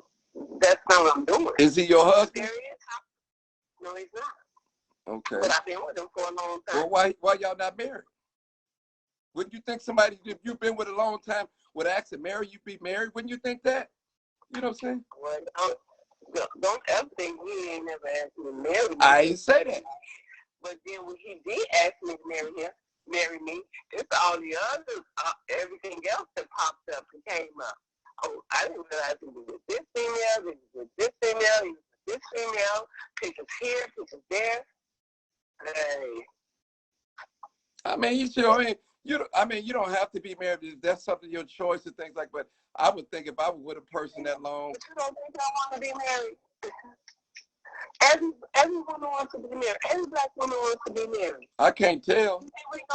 Why? Why you can't tell? Because they ain't doing it. We ain't doing it. Men and women. We just not doing it. It's just ain't doing it. Like, you don't think you got a whole lot of black women that's just like so broken hearted and wants to be married. Like, don't get this twisted. Well, black women got to learn how to be. Some of black women have to learn how to be feminine. Men don't like masculine women. They don't like women just get aggressive. We gotta learn to be submissive. Right. That's all. I mean, yeah, you know, play your role. Go ahead, sister. I've seen it with my own eyes. My mother was never submissive to my father. Like the black woman in my family always has been dominant. So that's why I noticed that and I was aware of that. So that's why when I grew up, I was like, I'm gonna be submissive to my man and I'm gonna do this and I'm gonna do that. Really, for real. I did to be submissive to my man. Or try to be, because the woman can't wear the pants in the household. The man's wear the pants. They supposed to wear the pants. I agree. That's their role. That's what they was put on this earth for. Mm-hmm. What was y'all put on earth? What was the woman put on earth for? To take care of our men. To take care of our men. To take care of the household. To take care of our kids.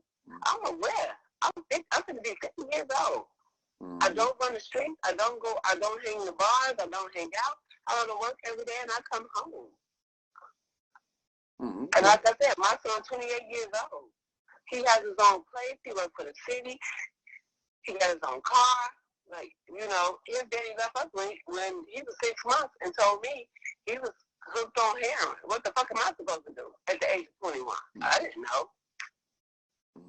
Okay. Sometimes. But what I did know is that my son has to grow up to be respectful to me, his grandmother, and every woman that walks his path. Period. Yeah, okay. Well, you know what? Let me say this, and I'm going to end it with this. Mm-hmm. I can't help if some women went out here and had babies by bombs. I ain't got nothing to do with that. You know what I'm saying? And we can't help if some men are bombs. Hey, that's right. You got nothing to do with that. Nothing to do with it. Because me, I'm not going to lay down with somebody and have a baby by them no more unless I do a thorough investigation. What's your background? I need to know everything. I have done it. You got to give me an application. Yeah, I have done it. You already taken. You in a relationship. I ain't got to give you no application. No, I'm just saying. Right. For the previous. Oh, yes, right. I only got one child. I don't have no 3 kids, 4 kids, 5 kids. Was no man once ever that pain I went through that one time. Well, you know what? It sounds like you still hurt over that first relationship. I ain't never hurt. That's what it sounds like. What I heard got to do because you said you no man, no pain. What, you still mad? No, never mad. No. Okay, that was 28 years ago. You got to get over that. But what a woman goes through to have a baby with her body is a lot. Yes. It's a lot. Something that I probably would never understand, but I agree with you. You'll never understand. And then the birth of baby and the man is not there, I'm not hurt towards him. I'm aware of what I went through as a woman. Physically, mentally, all of that. Because we got postpartum depression. We got a whole lot of things to come with after having a baby. Yeah. Did you ever get any counseling? Absolutely. And my son, too. Oh, okay. Okay. Mm-hmm. Okay. All right. So, hey, good night, Mark. Good night. Good night. I love you too. Thank you. Keep watching it. All right. Thank you. Bye-bye. All right. Bye-bye. All right, people. I got to go. I'm so tired. I am so tired. Thank y'all so much. We got a little bit off topic. We always get off topic, people. We always do that. Lord have mercy. I can't come. Listen, y'all got to let me go. What's going on? Martin, yes. Let me tell y'all, if y'all don't stop with this, a woman gotta be married. If y'all don't stop with this, why we gotta stop with? That's an order. Let me tell you why. No, you can't tell me why. That's an order. You wouldn't have a baby daddy if she wasn't your baby mama. Okay. Right. These women out having sex and having children without a man there.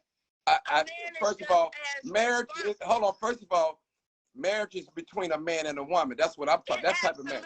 That's all I'm talking about. I got married when I was 19. Okay, I was too young to even buy liquor, and so it makes no difference whether you married or not. If a man ain't shit, he ain't shit. No, I mean just maybe you picked the wrong person. That's all. Maybe I did, or maybe that's it. You got to listen. What does it matter? It does matter. All on a woman. Everybody makes bad decisions. Okay. Yeah, you know it is what it is. You can't get mad at the rest of the men because you picked a bad man. I ain't mad at no man. Okay. Because I still sleeps with me. Okay. But let let me tell you something. These old 1980 tricks y'all talking on this radio and on this show tonight. Talking about you gotta be married and you must still be hurt from before. No, you ain't What gotta trick? be hurt, but you gotta be more careful. Of course. What tricks we saying? What's the order? What is the order, baby? Listen, life is the order. Hold on. First one, let me just say something to you, baby. Ain't no chauvinistic. Your kids are not going to be unruly because you're a single mom. If your kids are fucked up, that's because you're a fucked up parent. You could be married. No, that's not true. That's not true all the time. That's not true. No. No. Let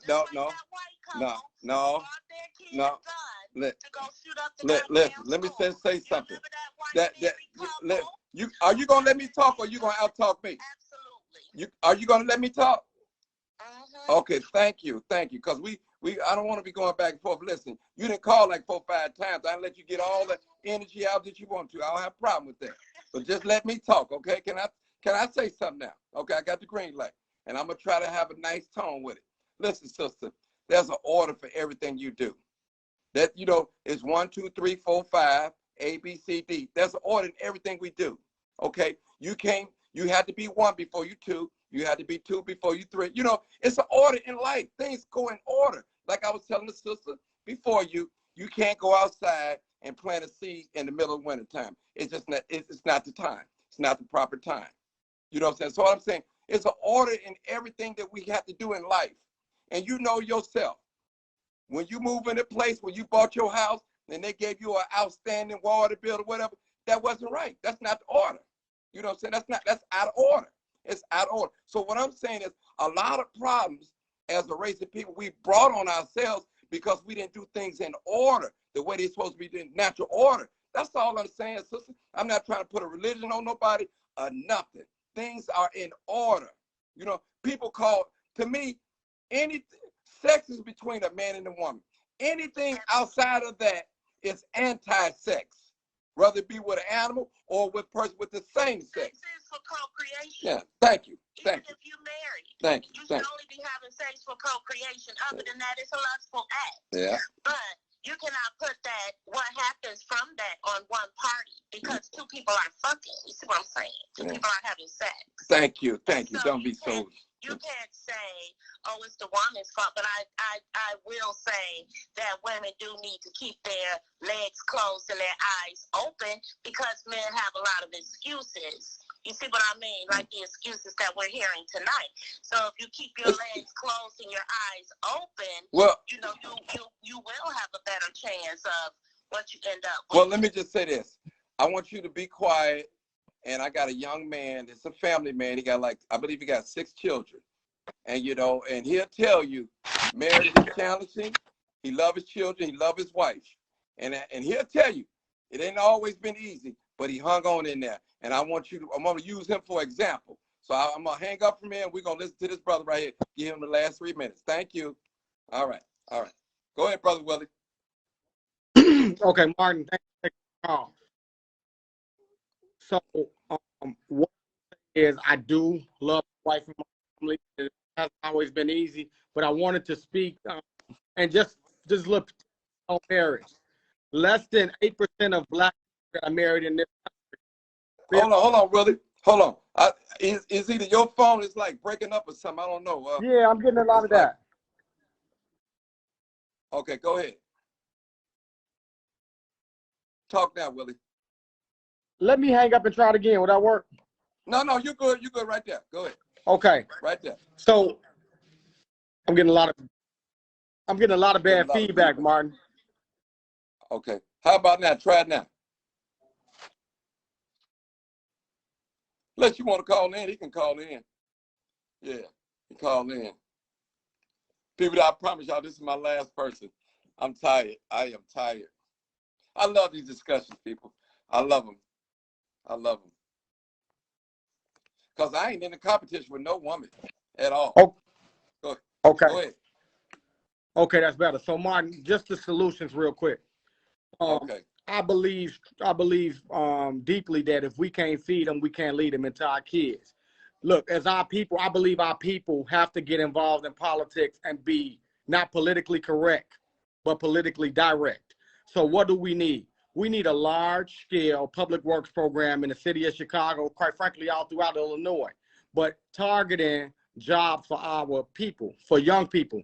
We need, up underneath our feet in all of our homes, we have one of the oldest water systems inside America that we can take and do a nearly $1 trillion public works program and rebuild our water system. That's the #1 resource that this region has. Lake Michigan, we have 80% of the world's of the country's salt water. And what do you need to build anything in this world? Water. So we have to take that, protect that natural resource that keeps us alive, and we make that public investment everybody should be in. Now, what do we need? Our kids who are right now not getting a proper education all across the city, and we know it, because even though we graduating 75%, bragging about that, of our students out of Chicago public schools, we have less than a 25% literacy rate, meaning we just pushing people along, but they coming out of high school not being able to read. What we need is to go down to Springfield and negotiate a world-class trade school. We need plumbers, electricians, carpenters, pipe fitters, so that we can make sure that we have the proper training for our people so that they can go up and start taking these careers. We have a shortage in labor in the trades that I just mentioned all over the country. If we put a state-of-the-art trade school where we train and teach our people, the next generation, on how to rebuild these same communities right now, what we're going to do is we're going to see a totally different culture. When I was a renter, I behaved differently than I was when I became an owner of my property 3 years ago. You take pride in what you own. So that's what we have to do. We have to really be strategic in where we sending our children. So that's my major piece. We have to focus on feeding our children so we can lead them. We got enough rappers. We don't need rappers. We need plumbers. Plumbers get rich, but our kids are not introduced to that, or we're not even introduced to that till too late in life. Why? Because most of those jobs historically in this city and in this country have been reserved for white men. My grandfather, he came up in this city with $10 in his pocket with my grandmother and a family. They slept on the floor of my great aunt's floor with mice and all type of stuff. But before he died, they had owned property. They had came up, and the way they did that was he was in the trades. He knew everything. But he told me a story once. He said he would train, him and his buddies would train the Polish on how to do plumbing and carpentry, electrical. And he said next month, so a few months or a year later, they will become their boss. So yeah, as you were saying earlier, it has been targeted. But when we talk about the relationship between men and women, black men and black women, the truth is we're angry with each other right now. But it's not our fault. We have had higher powers target us through policies like redlining, through the policies you mentioned earlier and other folks mentioned, getting the man out the house, all of those things. But it ain't nobody's fault. But it's our challenge today. Because we are, like you said, we all are so fucking smart. We have to pause, breathe, look at what happened to ourselves, and then just say, what the fuck we gonna do about it? We all hurt. Goddamn women go around disrespecting men. Men go around neglecting and abusing every woman that they get an opportunity to do so. We are hurting each other, but we know all that. What are we gonna do right now is we have to start taking ourselves a little bit more seriously, being a little bit more understanding with each other, and having confidence that we are the solution for our own problems. And we are. We are. We got smart-ass black women. We got strong-ass black men, smart-ass black men. We got fuck-up-ass women. We got fuck-up-ass men. However, that's going on in everybody's community, quiet as kept. We have to stop airing out our dirty laundry to everybody as best we can and just come together. What bonds us together is none of us want to see all these kids are in our community.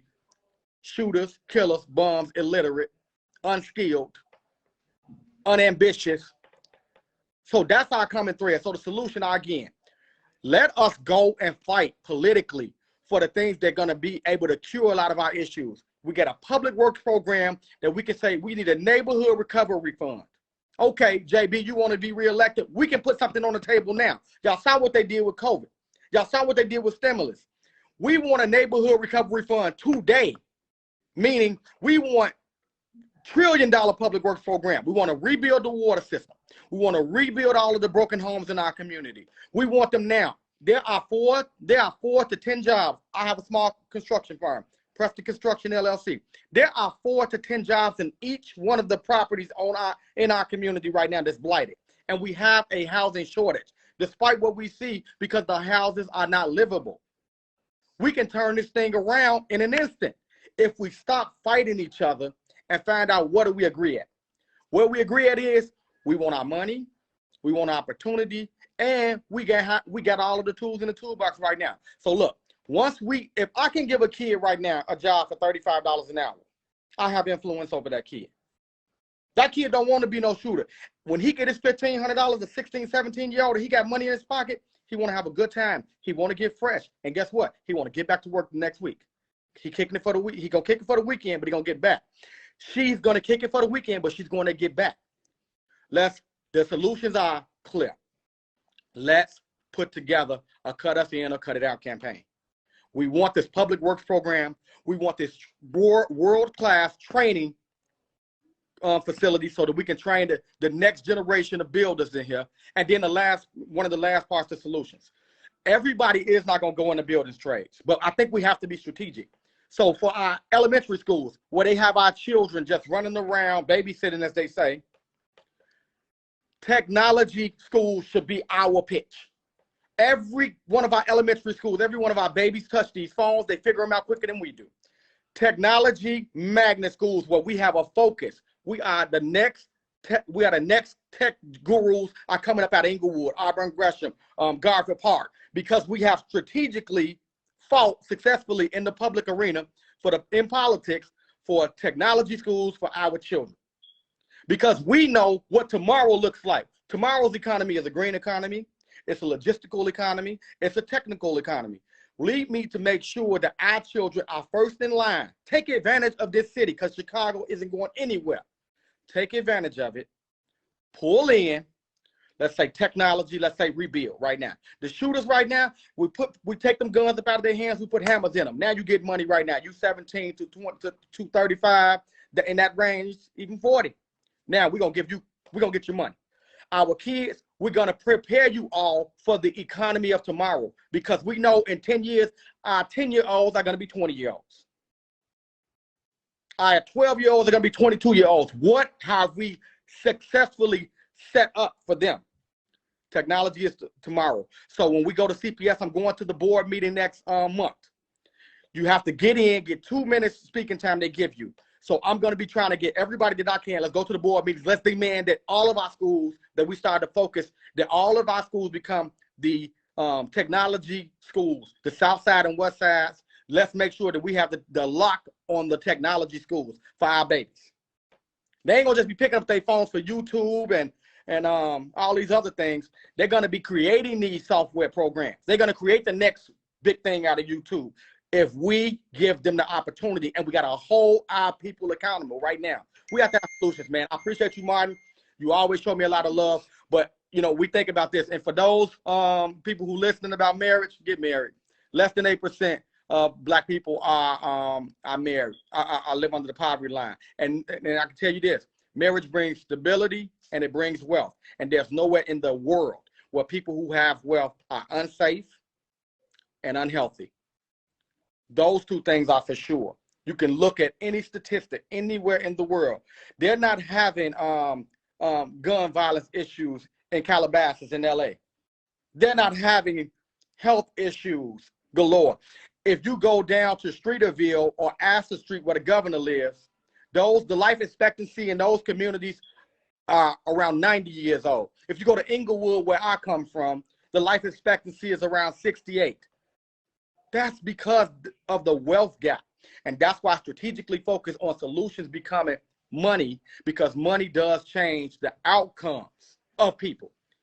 If we were on top, if we had our finances in order, if we had the opportunity to control our economics, a lot of our social ills would end. A lot of our public safety issues would end. A lot of our relationships would end. Most relationships end over money. Thank God, me and my wife was some broke little young folks when we got together. So that wasn't ever going to be our issue. And we had to survive some hard shit through our marriage and still will, I'm sure, at some point. But it's about being committed to a common goal. And the common goal for all of us is we want to be safe, we want to be healthy, and we want to live our best lives. And that includes us making sure that we focus on our children. That's why I love you so much, brother, for always raising the issues that fucking matter. It's our kids. We could be on here talking about relationships. You got 300, everybody loves talking about relationships. That's how this conversation tiered that way. But you keeping that focus on our kids. And that's going, if we focus on that, it's gonna always be all right. Because I can tell you from a person who they said wasn't gonna live to see 18. My life wouldn't be much of nothing, Martin, if it wasn't for my children. And my focus has been on them, and I have been blessed because of it. And every time I think about them and watch them sleep at night and wonder about how their outcome's gonna be, my mind gets to running. And I'm thinking, we got to have technology. My kid goes, one of our kids goes to the top high school in Illinois, the top 3 in the nation, number 3 in the nation. Other kids go to the greatest schools in the city. And that's because my wife, Brittany, and I have focused in on them. But I want to focus in on all of our kids because that ain't enough. Because while he walking to go to Walter Payton, one of these kids might blick him up because we didn't pay no attention to him. An old African proverb. A kid burned down the village just to feel its warmth. If you leave them out in the cold, they coming to get theirs, one way or the other. Let's focus on this public works program. Let's focus on these technology schools. And I believe that that right there alone will have us working together. And if we work together, we're going to start to find some understanding. We're going to have a relationship with each other. Let's fight for our fucking future, man. Let's fight for our kids' future. This ain't about us. And we're going to have fun kicking these people's ass because our true enemy is going to reveal themselves if we start to work together on a very clear and common fucking agenda. A very large scale public works program. They owe us, our grandparents and our ancestors built the country for free. We can, our grandparents right now, our taxes are being robbed from these property taxes. We built and funded the city. And we participate in elections, despite what they say, at a greater clip than anybody in this fucking country. We vote. We always voting for change and shit. We never getting it. Public works program, our technology schools, we will work together in large blocks all across this city. And I swear to God, I believe that our city will improve. We're gonna make history over the next course, over the Black people inside Chicago, we the fucking shit. And don't ever forget that. Fuck fighting each other with our relationship. No, we the shit. Each one of us. We're just mad at each other right now, y'all. We'll get past that once we start working together on the common goals. We're going to lead this country. We're going to show Black people all over the fucking country how this shit's supposed to go in Chicago. And it's people like you. It's a hate on this thing, steady talking about you doing this for free and all that. No, Martin is a fucking man. They gonna have movies about this man. Nobody created this type of platform just out of shit doing it. I don't even look at the news. I asked my wife, what did Crime Chester say? Hey, hold on, Willie. Hold on. I'm going to tell you what I get paid for since y'all want to know. I get paid for running my mouth, and I love to do it for free. That's what I get paid for. You'll see it. This May coming soon. You'll see. They pay me for what I love to do for free. That's running my mouth. Well, I'm going to chip in, man. I'm going to chip in. I ain't got a bunch of money, but I'm going to chip in because I believe in what you're doing. I appreciate you very much. Thank you, brother. Thank you. Peace out, brother Willie. All right. All right. That brother dropped the bomb. Well, that's my buddy. I'll tell you. See, let me say something to these people out here. I'm for Black people, period. I don't care what side of the aisle. If you're on the Republican side, if you're on the Democrat side, you're just Black. All I see is Black. We should have people on both sides, Democrat and public side, Republican side. Why, people? Because should no one race of people can predict what we're gonna vote for. Well, the Black people gonna vote for me because I'm Democrat.